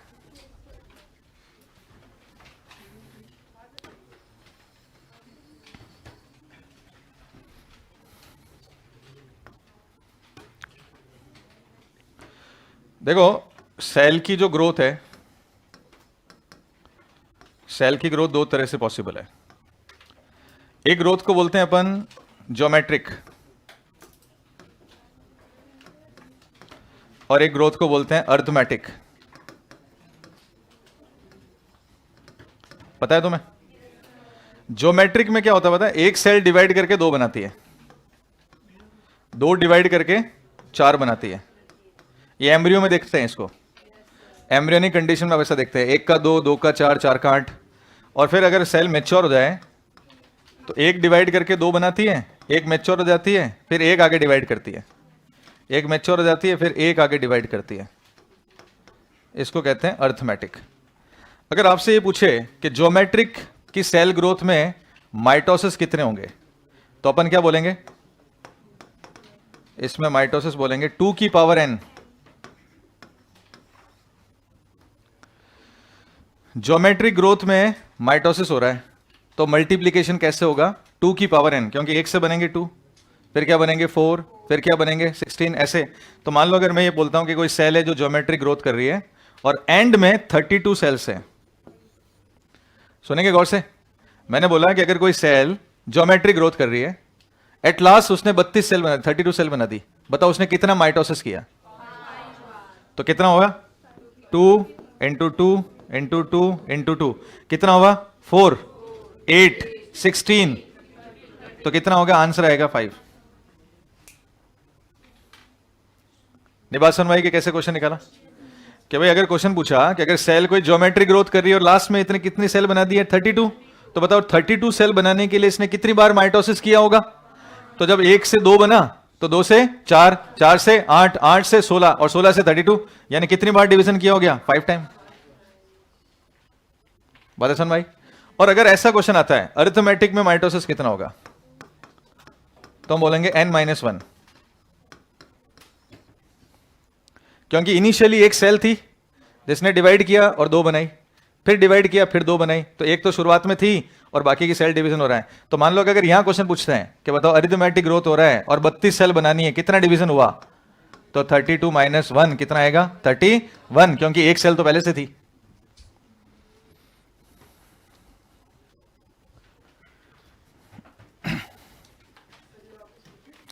अरिथमेटिक में, ज्योमेट्रिक में क्या होता है? एक सेल से 2 बनती है, दोनों डिवीजन करती है, फिर 4, फिर 16। तो आपको ये बताना है कि एक सेल से 32 सेल बनाने में कितने माइटोसिस हुए होंगे। तो एक बार जब डिवीजन हुआ तो वो 2 बन गई, 2 से 4, 4 से 8, 8 से डबल हो रही है ना, 8, 8 से 16, 16 से 32, कितनी बार डिवीजन किया होगा? 5 बार। आंसर आ गया 5। हाँ, 2 की पावर n, n मतलब माइटोसिस। और यहां पे क्या हुआ? अरिथमेटिक ग्रोथ, एक सेल तो ऑलरेडी दी हुई है, अब वो टूटेगी तो 2 बनेगी, 2 में से एक परमानेंट, एक डिवीजन करेगी, तो कितनी सेल हो गई? 2 तो परमानेंट है, एक डिवीजन और करेगी, तो फिर क्या करेगी? फिर 2 डिवीजन, 2 सेल बनेगी, तो एक बचाएगी 3, और एक फिर से देखो इधर सिंपल सी चीज है, इसने डिवीजन किया तो 2 बनी, 2 बनी तो ये तो परमानेंट हो गई, ये आगे क्या करेगी? डिवीजन, है ना। फिर आगे इसने डिवीजन किया तो कितनी हो गई? 2 सेल, ये परमानेंट, और आगे क्या हो गया, आगे और डिवीजन करेगी। तो इसका मतलब अब कितने माइटोसिस हो गए, दो माइटोसिस के बाद में तुम्हें कितनी सेल नजर आ रही है, 1 2 और 3। Number of mitosis. तुम इतना दिमाग मत लगाओ, तुम इतना ही सोचो कि लास्ट में ये पूछे कि अरिथमेटिक सेल ग्रोथ के टाइम में कितने माइटोसिस की जरूरत पड़ेगी। तो यहां एन का मतलब है नंबर ऑफ सेल, जितनी सेल है उसमें से एक माइनस कर दो। या एन का मतलब क्या है, नंबर ऑफ सेल,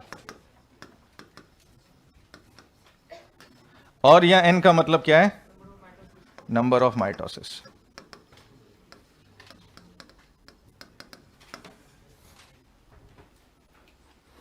तो 2 की पावर n कितने माइटोसिस होंगे। अगर इस तरह की मल्टीप्लिकेशन ग्रोथ है तो 2 की पावर n लगा दो, और अगर अरिथमेटिक दिख रही है तुम्हें 1 से 2 बन रही है, एक परमानेंट हो रही है, एक डिवीजन कर रही है, तो n-1 लगा दो, जिसमें n का मतलब होगा नंबर ऑफ सेल।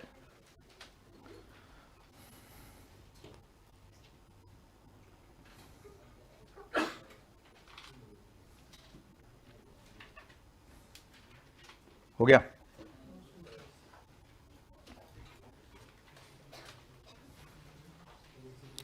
बिल्कुल से G2 में सेम।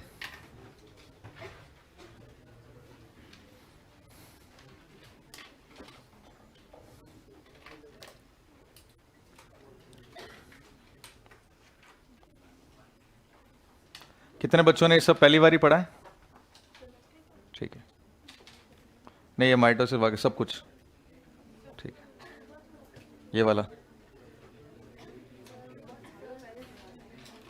बहुत सालों पहले का क्या मतलब होता है, 11th में पढ़ा था, तो 11th निकले हुए कितना टाइम हो गया, तो बहुत साल कैसे हो गए, 2 साल हो गए ऐसा। हाँ हाँ, ऐसे आएगा, ये क्रोमोसोम है, ये क्रोमोसोम है, और ये स्पिंडल फाइबर थे, है ना। अब मैंने कहा स्पिंडल फाइबर ये टूट गया, ये टूट गया, ये टूट गया, ये टूट गया, टूट गया। तो पहले ये बीच में से टूट के आधे ऊपर जा रहे थे, आधे नीचे आ रहे थे। नहीं नहीं नहीं, 46 ही थे ना वो, तो क्रोमोसोम पूरे 46, टूट के ऊपर कितने गए, क्रोमेटिड 46, नीचे कितने गए 46, ऐसे है। लेकिन अब तो दोनों साथ में, तो डीएनए तो डबल है ना, क्रोमोसोम का काउंट भी क्या हो गया, क्रोमेटिड के बेसिस पे तो डबल ही है,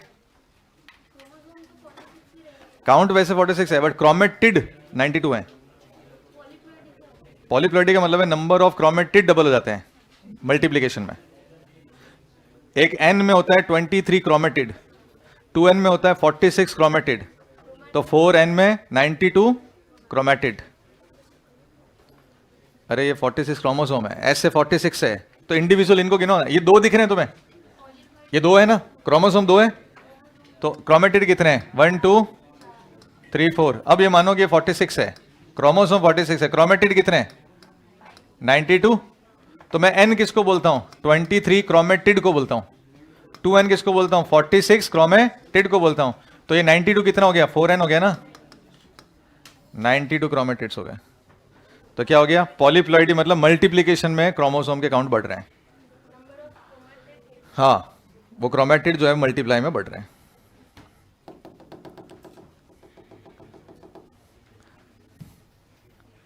अब मियोसिस देख लेते हैं, कि बस मुझे पता था। अच्छा, एक क्वेश्चन सिंपल सा, देखते हैं कितने बच्चे जवाब दे सकते हैं। क्वेश्चन ये है कि एक कप है, एक cup,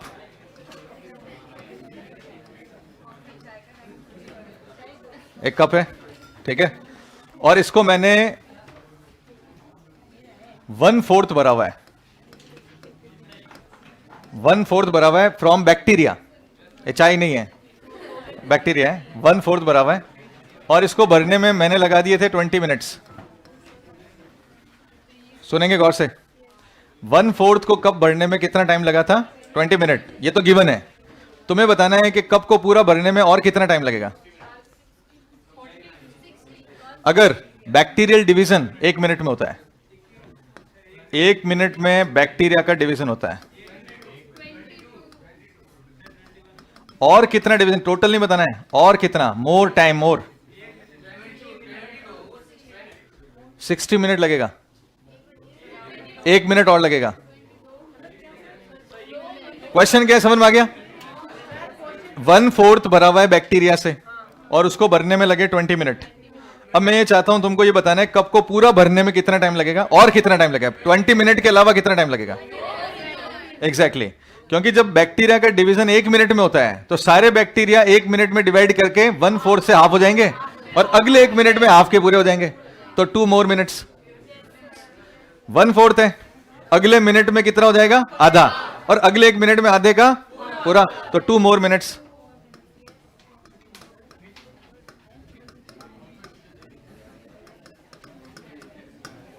to more minute to fill. हाँ,